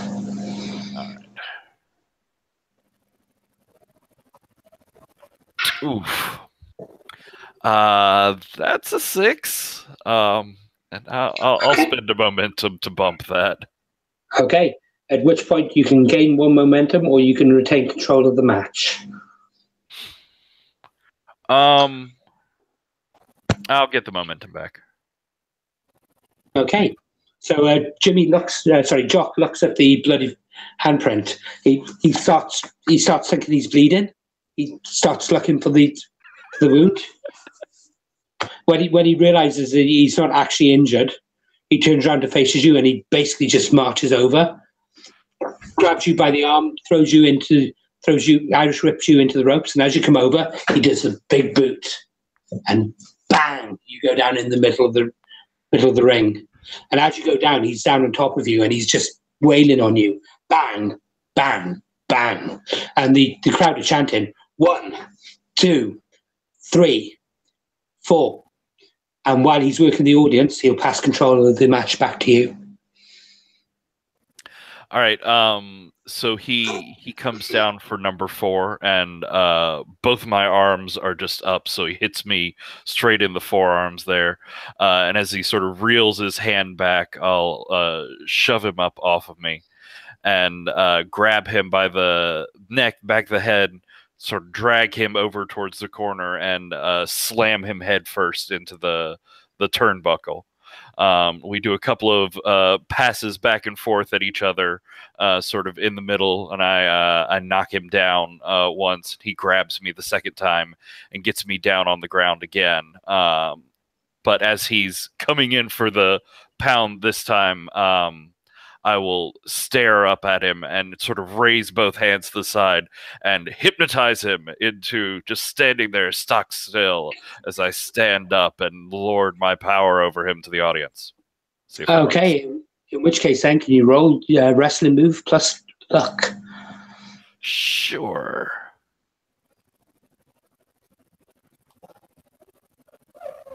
It's an 8. Okay, would you like to retain control or would you like to gain a momentum? I will take another momentum as I sort of strut and show off to the goth kids this big puppet I have now leading around on a string. Okay, and as you lead in the puppet round on the string, you don't see behind a smaller figure get up to the top rope. He's up on the top rope, he spreads his arms, and he basically springs off and does a 360 rotation bulldog onto you. This is incredibly acrobatic, incredibly over the top. This would be a spot in any other match. And he basically comes down and smashes you into the mat. The ref's over there, out, out, out, out. But as soon as you hit the ground, your control over Jock is broken, and he's stumbling back. He basically stumbles into the corner, and he stumbles into the wrong corner. And Count Gustav reaches out, and basically his arm goes around him, and he puts him in a sleeper. Control passes back to you. Nice. So, is Jimmy still in the ring, or did he? Jimmy's in the ring, but the ref's trying to get him out. Jock is still the legal man. Gotcha. I'll stand up. I'll push the ref to the side and sort of ignore him as I just grab Jimmy up by the neck and the shoulder and run across the ring and slam him bodily into Jock as the Count is holding him there.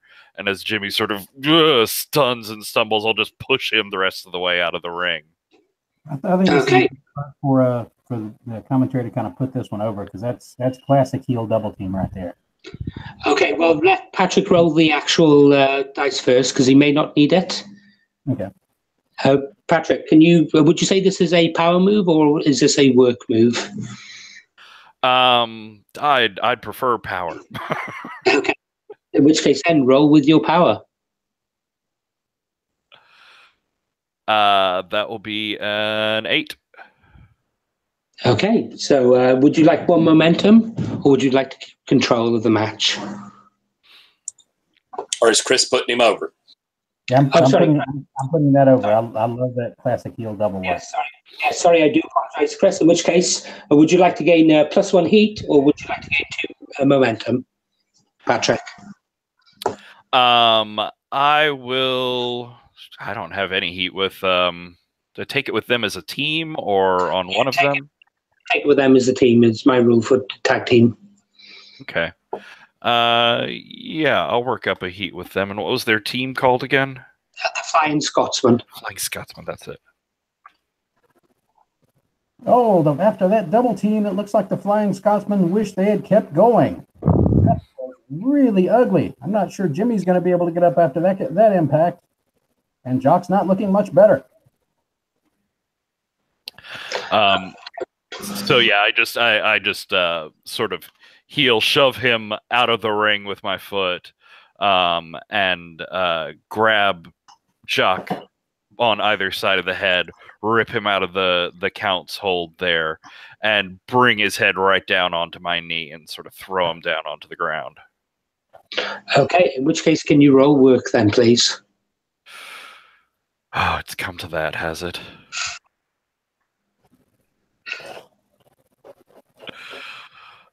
Oh, that's a 3.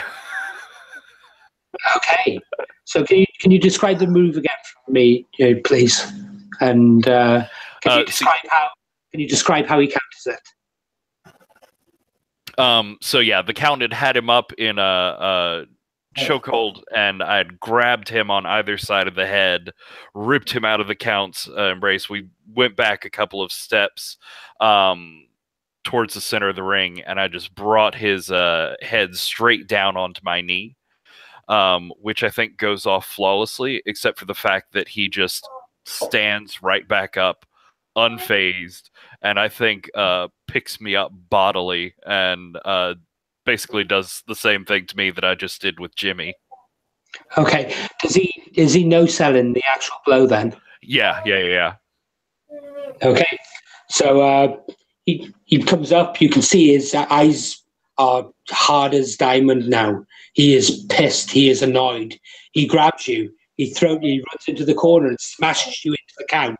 The Count gets knocked down off the ring apron, at which point he then drops you into the corner.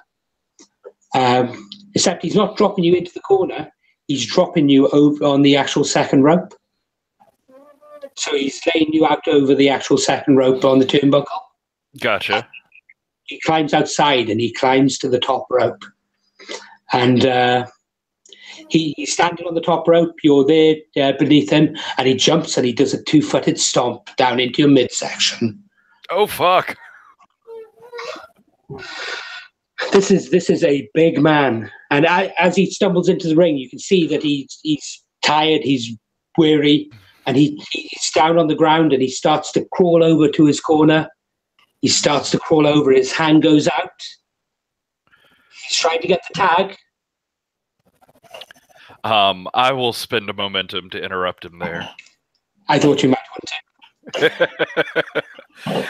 As I'm down on the curled up in the corner, and I get up and sort of ostentatiously spit out some blood, and I just wipe my hand and taste it, and despite the fact that really fucking hurt, I'm going to be fully reinvigorated and stand up without any sign of any previous injuries. I am hurt, actually. And I'm going over and I stalk across the ring, and as he's reaching out, my hand just comes straight, or my boot comes straight down onto his hand and smashes it into the ring as he's reaching out to try and tag his partner. Okay. Can I interrupt slightly? Go for it. As he's going towards his partner, someone is shouting at his partner from the actual ringside, from the fans, and you can see that Jimmy's attention is diverted somewhere as he's shouting abuse at one of the fans, and one of the fans is shouting abuse back. So the tag doesn't go off, and you have the time to react. There is a of your fans on the outside that is shouting abuse and distracting the tag team partner. I think I'll even, like, as I stomp on his hand, I'm sort of distracted as I stomp on his hand now, and I'm just staring up, and I grab a microphone from the side and I say, yes, my child, take him. I'm egging this audience member on. At which point the fan jumps the railings and goes straight for Jimmy. As he goes for Jimmy, you can see 2 security guards close down on him and literally body slam him to the floor. Oh my god, that's amazing. But Jimmy's there to basically watch what's going on and has no idea what's going on in the ring. So his tag team partner is laid out on the floor. This whole thing is going on outside the ring, and it's got his full attention. You have control of that, Patrick. I will as he's sort of, Jack has ripped his hand back and is with it. I will. I think I'm gonna come down and I'm gonna smear that bloody hand across his face as well, as I raise him up, uninterrupted now with my hypnotism again, to stand in the center of the ring as I go for it to do some awkward, like, off the rope work, because I'm not really good at high rope work. But I want to get a good jump off to come flying in at this giant guy and knock him down with an elbow. Okay, so at this point, Patrick, you are down to win the match. All right.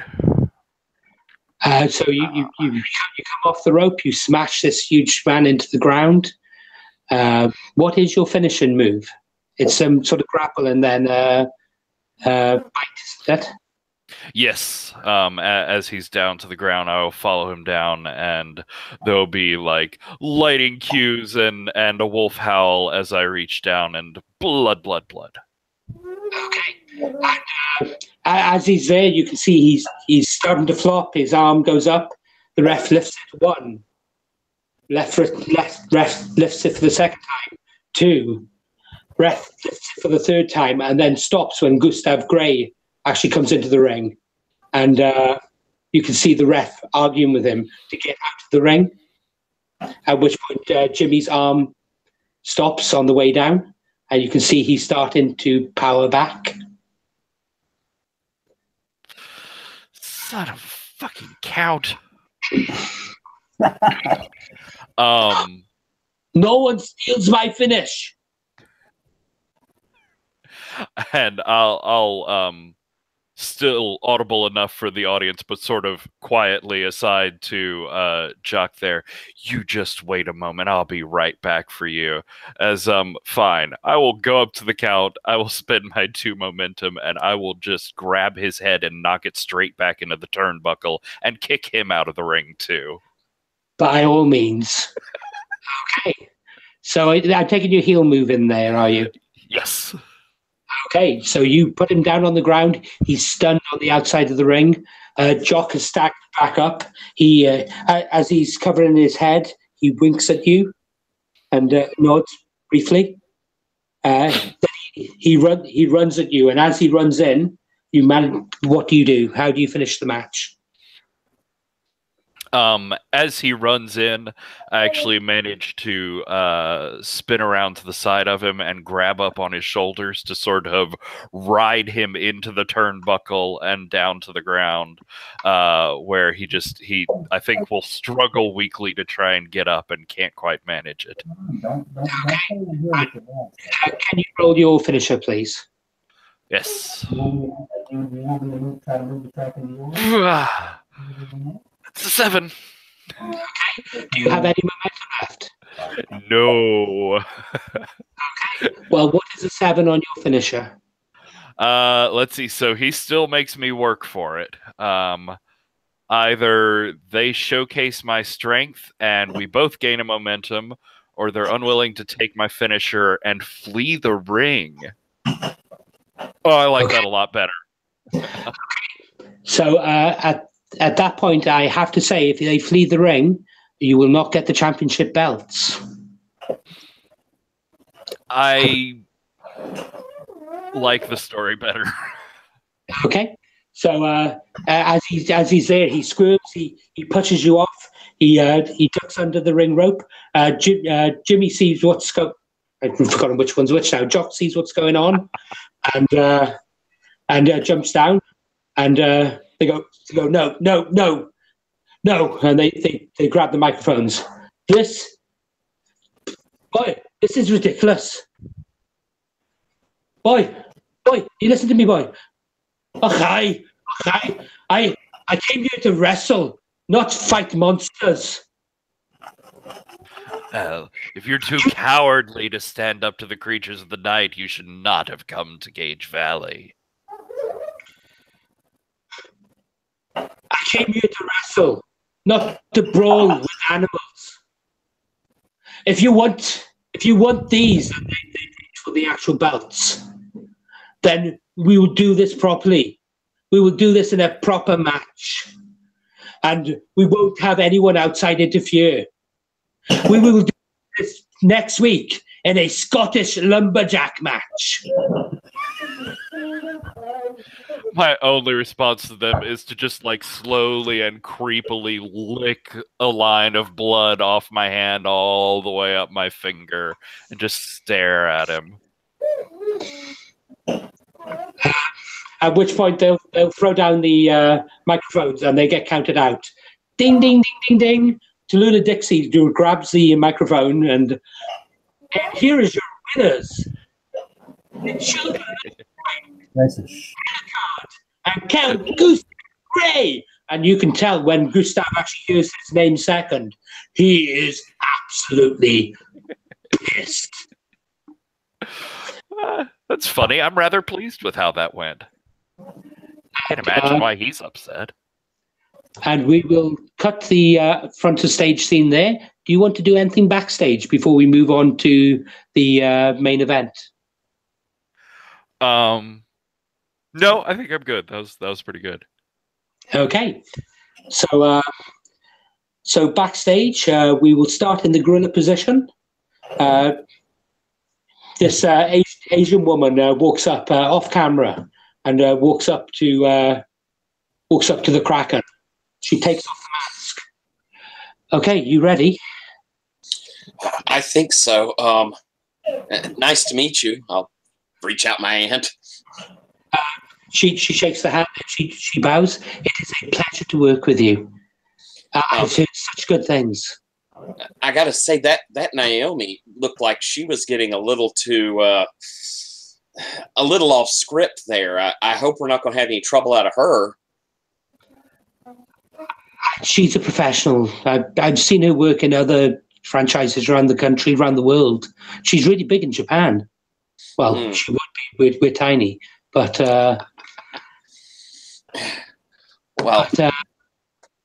you have you ever thought about going to Japan? I could give you my agent's details if you'd like. That would be very nice. I hear they love a big man in Asia. They're all over them. They're real monsters as well. I'm such a fan. I saw what you did on the road shows. That was absolutely brilliant. Oh. You deserve to be here. I'm just sorry that I'm taking your belt tonight. What? Really? I just got it. Has no one told you? They don't tell me much. Oh, I'm so sorry. Did no. Oh, I'm so embarrassed. No one told you the finish? No, not yet. Oh, I'm so sorry. Oh, well, I didn't expect to drop it so soon, but I guess we'll just put on a good show. Well, how long have you been champion? 2 weeks. Really? Now, that doesn't seem right. Well, you got to do what management says. That's just the job, I guess.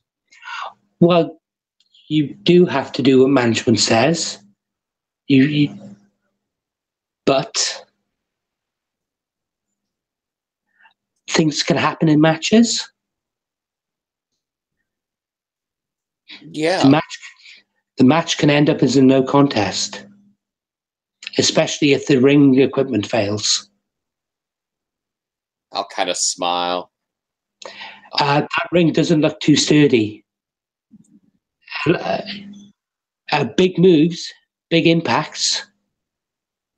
Do you think it's going to stand? Oh, I think we could probably.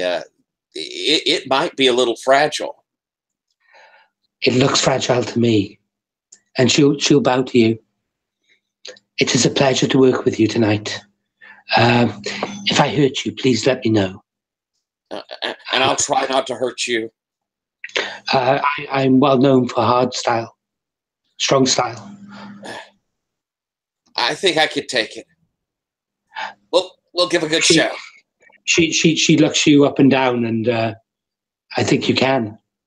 And you don't get you're not sure if she's flirting with you or not. Aw. I'll sort of blush then and attempt a probably not very graceful bow back towards her. Okay, well, me first. I'm the challenger. She puts on the mask, lines up the kimono, and you can see that there's her manager steps out, who's there in the professional business suit, and you can see that he has tattoos on his arms, and they're obviously fake tattoos because this guy isn't really a Yakuza. But he steps out of the gorilla position. You can hear the music hit. You can hear him announce, and she steps out to the ring. And then your entrance. Would you like to describe your entrance? Yeah. We've given at least as much flash as we can to Kraken. I am the champ. So we get some strobe. We get the sound of the thunder. We have the lightning. We have some smoke. We've at least pulled out the fire extinguishers to make sure I've got some smoke coming out. I've taken my bottles of water, so I'm drenched. I'm just dripping as I step out and give the roar out to the crowd. And as I begin stalking down, I'm going to go up to the kids and, kind of, I'm a face now, so I'm going to give them the hand rather than trying to scare them. It's a real shame. I had plans for a great cheap heat to say something nasty about these people. But instead, I'm going to come cheering down. And if I can see that little boy that got my autograph earlier, I'm going to reach over there, across over the top of the gates, and lift him up so I got him on one shoulder and kind of give the cheer to the crowd as I'm hoping he's up there, yay, on top. And hopefully get a little cheap heat out of that. Okay, and the commentators, strangely, the champion stopped to actually spend time with the son of Naomi Horton. What's going on there, do you think? Oh, shit. Wonderful. That's perfect. I don't know. This must be some serious mind games that this monster is playing with the challenger. Oh, fantastic. Do I get my cheap heat? You do get your cheap heat. I will set him down gently and do a big high five to him as we leave. Hopefully he got him holding up my picture that I signed. I want to, let's milk that a little as I'll head on down to the ring and step up and over the top of the rope, looking over towards Hitomi. And Hitomi's actually kneeling down in the ring waiting for you. So as you step into the ring, she holds her arms out and her manager comes over and starts taking off the kimono and folding precisely, takes down the mask, puts it on top of the kimono and picks it up, bows to her and steps out of the ring. And at this point, Naomi Horton comes down to the ring. And as she's coming down, she can see her son is standing there with your picture. And she stops. She looks at him. And you can see his eyes start to tear up. And she holds her hand out for the actual autograph. She takes it and she rips it. That's awful. And throws it at the ground. Then she leans over and says something to him, and you can see that he's tearing up. But she whispers something in his ear, and you can see her daughter there as well, who puts her hand around her son, and passes him something. And as Horton moves past, you can see that she's given him an ice cream. And as soon as the camera's off him, the tears are gone. I've been played. So, at which point, Chris, would you like to have Kent come down to the ring? Yes. Because you are in the corner this match.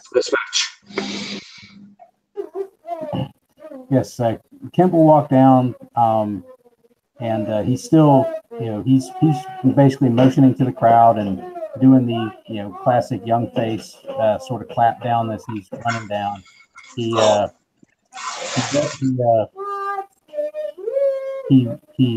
looks over and sort of nods sadly to Naomi's family on the side as he runs down and gives the clap, and then comes to the ring and settles into the corner and just is sort of glaring at her across the ring.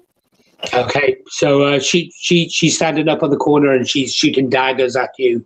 Her eyes are small and you can see she's gritting her teeth.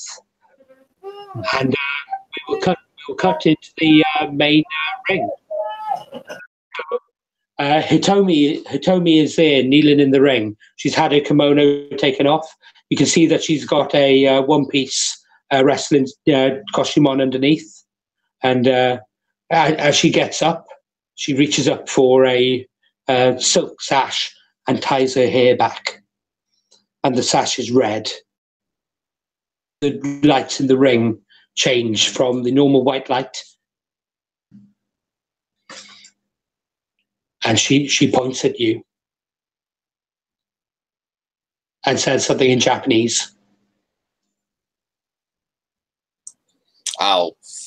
She does this. I'm going to give the full cracking yell.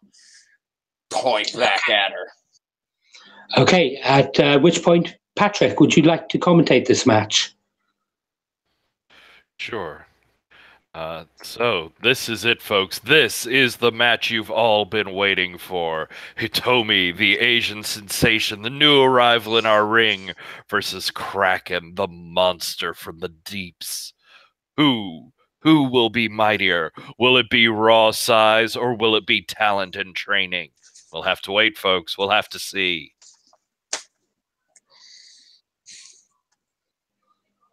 She will step over and she will bow to the Kraken, but she doesn't bow deep. It's only a very shallow bow, and anyone who knows Japanese culture will know that this is actually an insult. She's not giving you. You are the champion. She should be giving you the respect you deserve. At which point, streamers start being thrown into the ring. What do? Streamers. Little streamers of paper actually start getting thrown into the ring by the crowd. All right. Sorry, go on. I'm going to, with her bow, when she bows to me at all, I'm going to sort of just dismiss it, sort of thing. I'm a face now, but I'm still a pretty creepy guy. So I'm going to just sort of motion it away. And as the streamers come in, I'm going to get a bit of a, what the hell is this? Batting them away. The streamers are thrown in for about 40 to 50 seconds and are then quickly cleared off by the stage crew. Mm-hmm. At which point the match starts. The bell goes, and Kraken, you have control. All right. I think I'm probably going in for, moving to grab, and she's obviously going to duck me.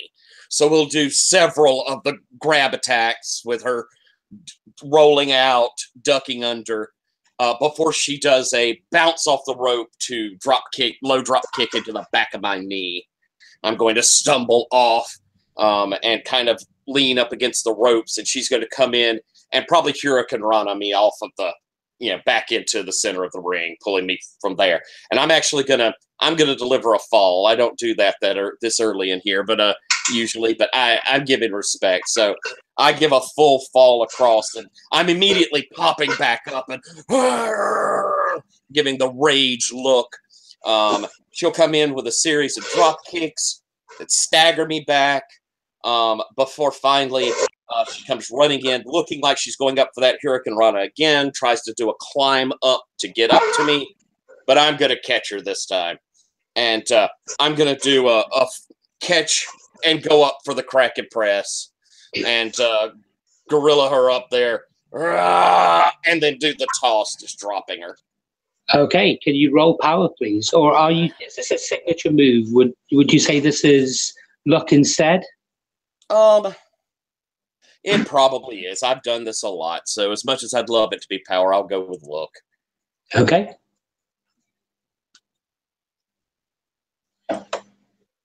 Seven, 8. Let's see. First off, because I hit a power. Oh, it's not power. So that's an 8. I don't think I'm going to push. I think I'll take the 8. Okay, so would you like the momentum or would you like to retain control? I'm gonna take the mo. I'm gonna take the momentum. Okay, so you throw her, and as she lands on the ground, she rolls out and rolls outside the ring, and she takes a moment there to rest herself. She gets her breath back. She starts taunting you from outside the ring,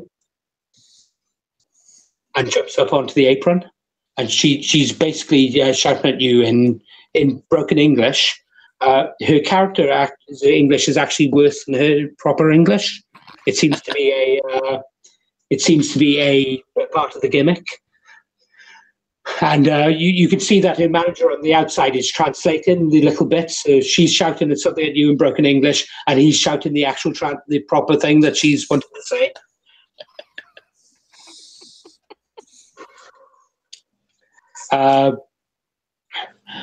What you get a number of different insults come over, and Godzilla knockoff is one of them.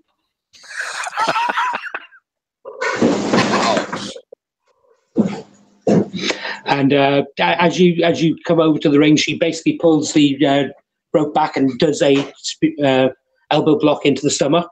You bend down, and at which point she grabs the top rope, jumps off it, and uses that to springboard and hurricanrana you again into the middle of the ring. So with you in the middle of the ring, she goes to the top rope. And as she goes to the top rope, she takes too long, and you gain control. All right. As she's moving up, she's thinking she's going to get the belt. Yeah. She's planning the leap. And as I kind of get up to a knee, and as she jumps, I actually catch her still on my knee, on one knee, and then stand with her held and do a full over-the-top slam. I'm a power slammer. Yeah, okay, so can you roll power then, please?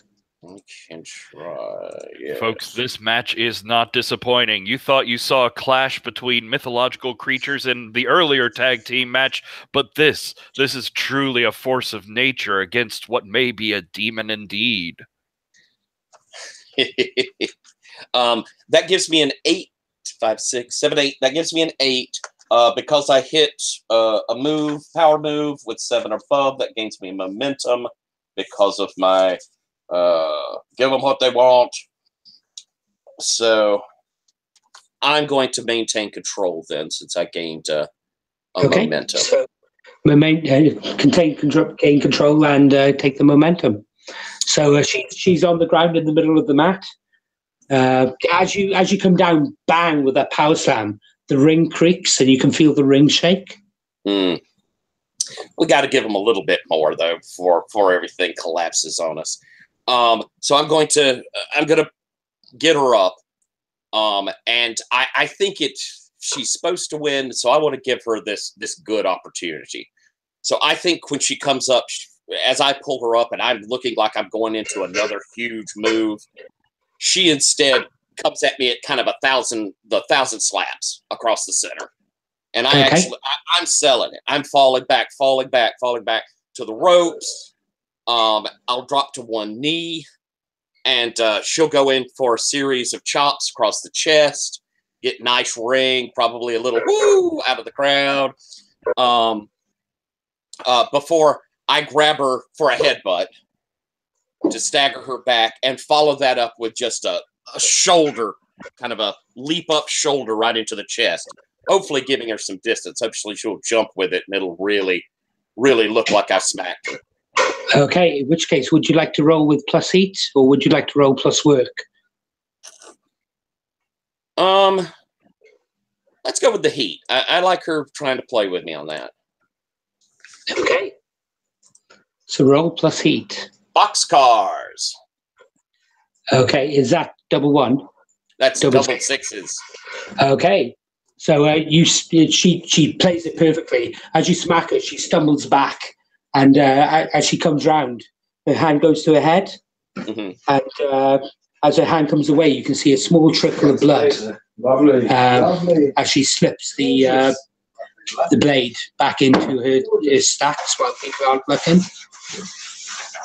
Oh, I am falling in love with this young lady. She even blades herself. Oh my god. So I'm going to. I had a move planned when we had old Air Force guy, but now we're going to see if it works with me and her. Since I hit that, I'm going to. Let's see, that was 12. So I'm going to take the. I'm going to take heat. Okay, So that should get us up to 3, I think. I believe so. Yes. Yeah. Cool. So I'm going to grab hold of her, and I'm bringing her up for what looks like it's going to be a power bomb. So I've got face full of crotch, and I do my hands up underneath her arms to lift her up. So I've got extension, but instead of doing the bomb, she puts her feet on my shoulders and does a kick up. So she gets air. So she's up a good, she's probably up there 12 feet before she comes down, catches the back of my head to do a face slam into the mat. Okay. And I think this might be a good moment for the ring to collapse. Okay, so we will roll plus heat. Okey-doke. And the ring shakes. The ring stumbles. That's a 5. Our heat now is 3. That takes it to an 8. I'll go ahead and spend 2 more to make that one really pay. Okay, so are you going for the heat or for the momentum? I'll go for the heat. Okay, so you're up to heat 4. At this point, the ring is shaking. You can see the ring posts actually shaking and the ring ropes stumbling. While this is going on, you can see that Naomi's actually jumped down and started walking round to have a go at Kent. So she comes up to Kent. She's standing on the ground. Kent's up on the ring post, on the ring apron as it's shaking. And she comes up and basically just rips his leg out from under him and pulls him down onto the into the surround, the ring surround. Chris. Yes. How do you react? She's got you down on the apron and has basically started grappling you. Oh, Naomi can't get her hands on the truly mythological battle going on in the ring, but she won't be denied. She's going after her Viking foe once more. Okay, she and I basically get into just a back and forth shoving match. She's trying to sling me into the ring post, and I'm trying to basically shove her towards the barricade. And finally, he just sort of loses patience, and he just powers her into the barricade. But he doesn't actually attack her. He just shoves her off into the barricade and backs off. Okay, so he shoves her into the barricade. She goes down, and as she goes down, bang, her head catches the back of the barricade, and she slumps to the floor. And as you look up, right where she hit, there's a small trace of blood on the back of the barricade, and 2 children standing directly behind it. Ooh. And they look shocked. And the youngest one, his eyes just start filling up, and he starts wailing, he starts crying, and his sister just pulls him in and Whoa, someone get a handle on those primary witnesses there. That was brutal. Kent looks surprised, like genuinely surprised. And he I'm going to basically go for the baby face move now. He's going to reach down and pick her up and actually carry her to the back. Okay, by all means. Using that to gain heat, or well, it's with the babyface move. I'm kind of at +4 heat with her right now. Okay. So basically, I'm spending 2 momentum, and at this point, I'm just going to say that basically I'm leaving her speechless. She's just not going to be able to really respond to that. Okay. Something that's she's not going to be able to explain to it. She's not going to be able to really explain her way past that. No, that's fine. I'm not. In that case, you carry her to the back. As you get up to the top of the entrance ramp at the top, they have a stretcher come out, and the crowd see you put her down on the stretcher, and the paramedics are up there. And at this point, we'll cut back to the ring. So we've got this big move. The ring is shaking. The ring has quite. Naomi will bring herself up to her feet. She's panting. She comes over and basically grapples and does a fierce uppercut and forces the Kraken back to the corner. And she says to him, "Okay, one more. I think I know how we can end this. Get on the top rope." And she tries to lift you up to the top rope. I whisper into her. I say, "You were reading my mind," as I help us move up that top, moving up that turnbuckle, and she's hitting me, and I'm seeming staggered. Folks, this is Titanic. Folks, this is overwhelming. I don't know if physics or even our ring can stand up to this sort of punishment. And I'll spin the mode to take control, because I think this one, I think I want to describe this one out. Okay, by all means. So that takes me down to 2. I'll live with that. She's moved me up. We're getting up the top, and I think as we finally get up there at the top rope, which, I mean, this ring has got to be having trouble. I'm easy 350, 360 pounds. She's probably not so heavy, but we're up there way in the air, teetering. She's hitting at me. As we're up there, the crowd starting to yell. I'm going to reach down and kind of like I'm looming to get her as she comes up with this really nice stiff straight towards my jaw. And I'm going to pay it. It's going to roll, but I'm going to pay it off as I loom up. And she jumps up to kind of almost like a Luthez press, but she can barely get around my chest. So it's really more like just a sitting on top of my chest. And I'm going to carry that, and we're coming off that top rope with her on top of me going down back to the ring, to the mat. And I hope I can take the bump. Okay, in which case, can you roll plus heat, please? Yes, I can. All right, sister, let's do this. 7 plus 4, 11. Okay, so gain 1 heat or 2 momentum.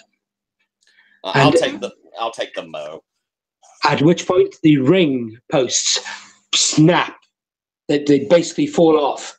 The ring collapses. You actually go through the actual center of the ring. So rather than the ring actually just falling apart, you go through the boards. And the ref is there. He's just signaling a no contest. He's signaling the end of the match. And as you're both inside the boards, you're off camera. She leans over and kisses you on your forehead. That was great. And then she starts crawling out. And as she crawls out, she basically looked. They cut to the red light again, and she looks like a veritable demon from hell, actually rising up. As she heads out, I'll kind of whisper, "Yeah, you were." And we will end the session there. You still have your championship.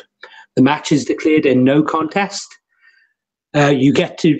Is anyone at audience 4 at the moment? Me, I've stayed at 4. I'm still Okay. at 3.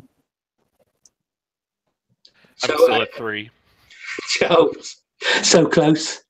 At that point, we will end the session there. And that will be the end of the show for tonight. Holy crud. That was awesome. That was a hell of a good session. That last fight was amazing. Whew. I'm actually amped up. I mean, I am having an adrenaline rush sitting on my couch thinking about this wrestling match. Yeah, I'm actually marking out hard for Hitomi right now. Oh, wow. Hitomi in no way is based on Shinsei whatsoever. Oh, wow. So that's the end of the 2 it was supposed to be a 3-session run, so that's a 2-session run this time. I will be running more games later in the year once I have my new computer. I would love to have you back. If people have time, I'd like to do Roses and Thorns, if that's okay. Certainly. So, Chris, do you have time for that? Let's see. I think I've got about another 30 minutes before I need to start cooking dinner, so should be good. That's fine. We won't. Hopefully, it won't take that long. I will start with the Thorns, and I'm sorry about the setup. This is not what I had envisioned. I have a lovely professional microphone, and I'm having to use my tablet, and that was not ideal. But hey, we got it to work, and I think we got a pretty good session out of it, all things told. The only other downside I'd say is I'm sorry, Patrick, I've not been able to work you into the main story with the other characters yet. Hopefully that will come along later in later sessions if you are still interested in playing. No, it's as to that, I had a really good interaction with Michael Mendoza last time to build off of, and actually ended up enjoying the Gustav stuff more than I expected this time. Okay, so Thorns, we'll start with Patrick as you're on screen at the moment. I have a thorn for the universe in general for trying to kill you and your stuff and make this game not happen. I think that's all rather unfair, and I disagree with it. I'll be sure to take it up in the universe when they do the new version of Roebuck.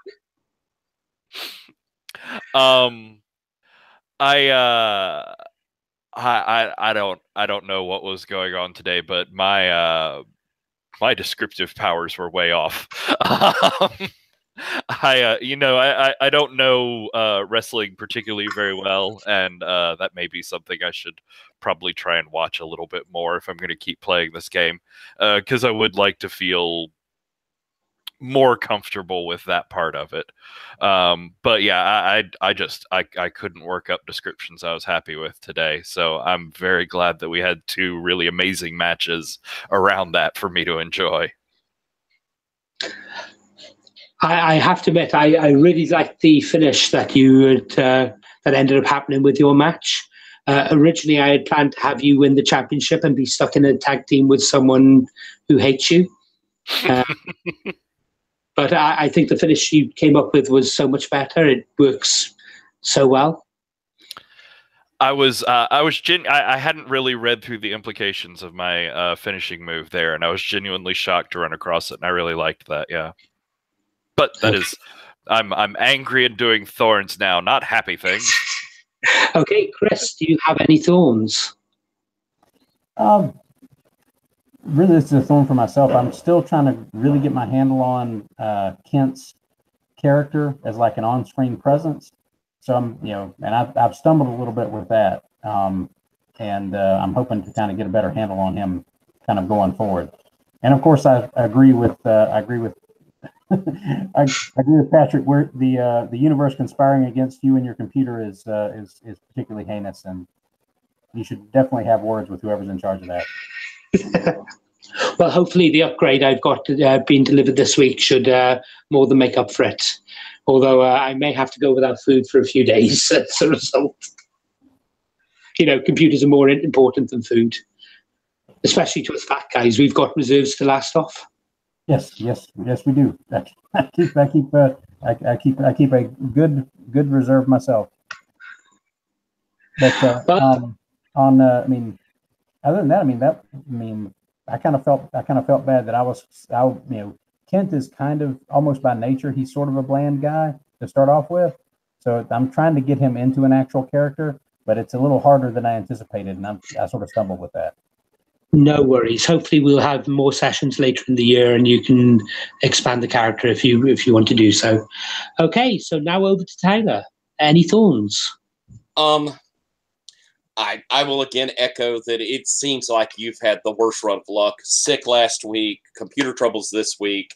I know it frustrates you, and so I hate it for you. I thought this session went great despite your technical end problems, because you were certainly well in it, and it felt like all of us did neat things, but that's not a thorn. So I need to pull back to a thorn. God, it's hard for me to come up with any. I'm a little bit sad that Thomas wasn't here, because Airborne and I had kind of built up a David Goliath story. I would have loved to have seen it come to fruition. So I miss Thomas. If there's a thorn, I miss that he was here for me. But, I loved this Hitomi thing. So, it's a small thorn, except that I miss having Thomas around. He's a great player. So, Thomas, if you watch, miss you. Well, okay, so roses. I have to say I love the characters. I love the characters you've all come up with. I love the different aspects of it and how in this game we actually have in front of camera and back of camera, and we have gimmicks and we actually have kayfabe, and be able to blur the line a little bit. It's something that doesn't happen in a lot of wrestling games. You get people that are all kayfabe, and you don't get to see behind the curtain at all. And I think actually having the different characters there adds to the story, because it is a story of professional wrestlers. So it's not just what you see in the ring; it's the stories that take place behind the curtain as well. Patrick, any roses from tonight? Like I had mentioned earlier, I really enjoyed interactions with Gustav this time. Like, I was sort of mystified by him last time. He was just this inexplicable weirdo. But I think the whole scene with "God damn it, Gary" was just brilliant, and it really locked it into my mind of oh, okay, I can get it. I can really hate that guy. And so that I really enjoyed going forward with that. I liked just getting to almost spend the match trying to think up ways to humiliate him more than ways to fight the guys I was fighting. I really enjoyed that. And that last match was phenomenal. I'm sure Tyler will get into it too, but Hitomi was amazing. That whole setup was great. Okay, thank you. On to Chris. Do you have any roses for tonight? Oh, from my perspective, just about everything was roses. I mean, I had a great time. I enjoyed the match setup. I'll echo Patrick. The Hitomi setup and the payoff in that match from the backstage to the match ending was gold. I liked the dynamic between Gustav, who was a much more amusing character than I initially thought he would be. That turned out a lot better than I was expecting, and I like I like what's building up with the interplay between Kent and Naomi. Surprisingly, especially that part at the end with the seemingly legit injury. I thought that was a nice sort of payoff for all of that angst and ardor they had earlier. I thought that was pretty good. Well, thank you. And finally, Tyler, any roses for tonight? God, it's practically a garden of them. This was really, really, really nice all the way through. I thought you did first off, I kind of like the kids setup I had at the beginning there. That me realizing towards the end, oh crap, I've been played, was really funny and really cool.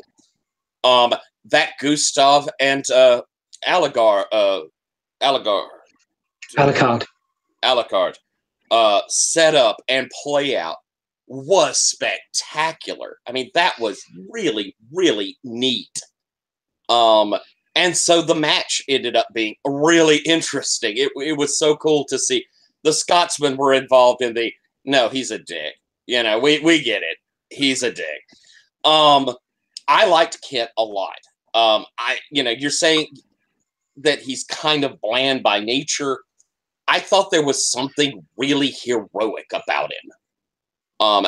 All the way through, you know, in match, it seemed like you were the heroic, nice guy. You were hit with this person who was going dirty all the way through. You kept your cool, and you professionally came out your match, and then absolutely that hit back up against the gate, the blood, the choice to pick her up and take her to the gurney. Oh my God, that is so brilliant, so well done.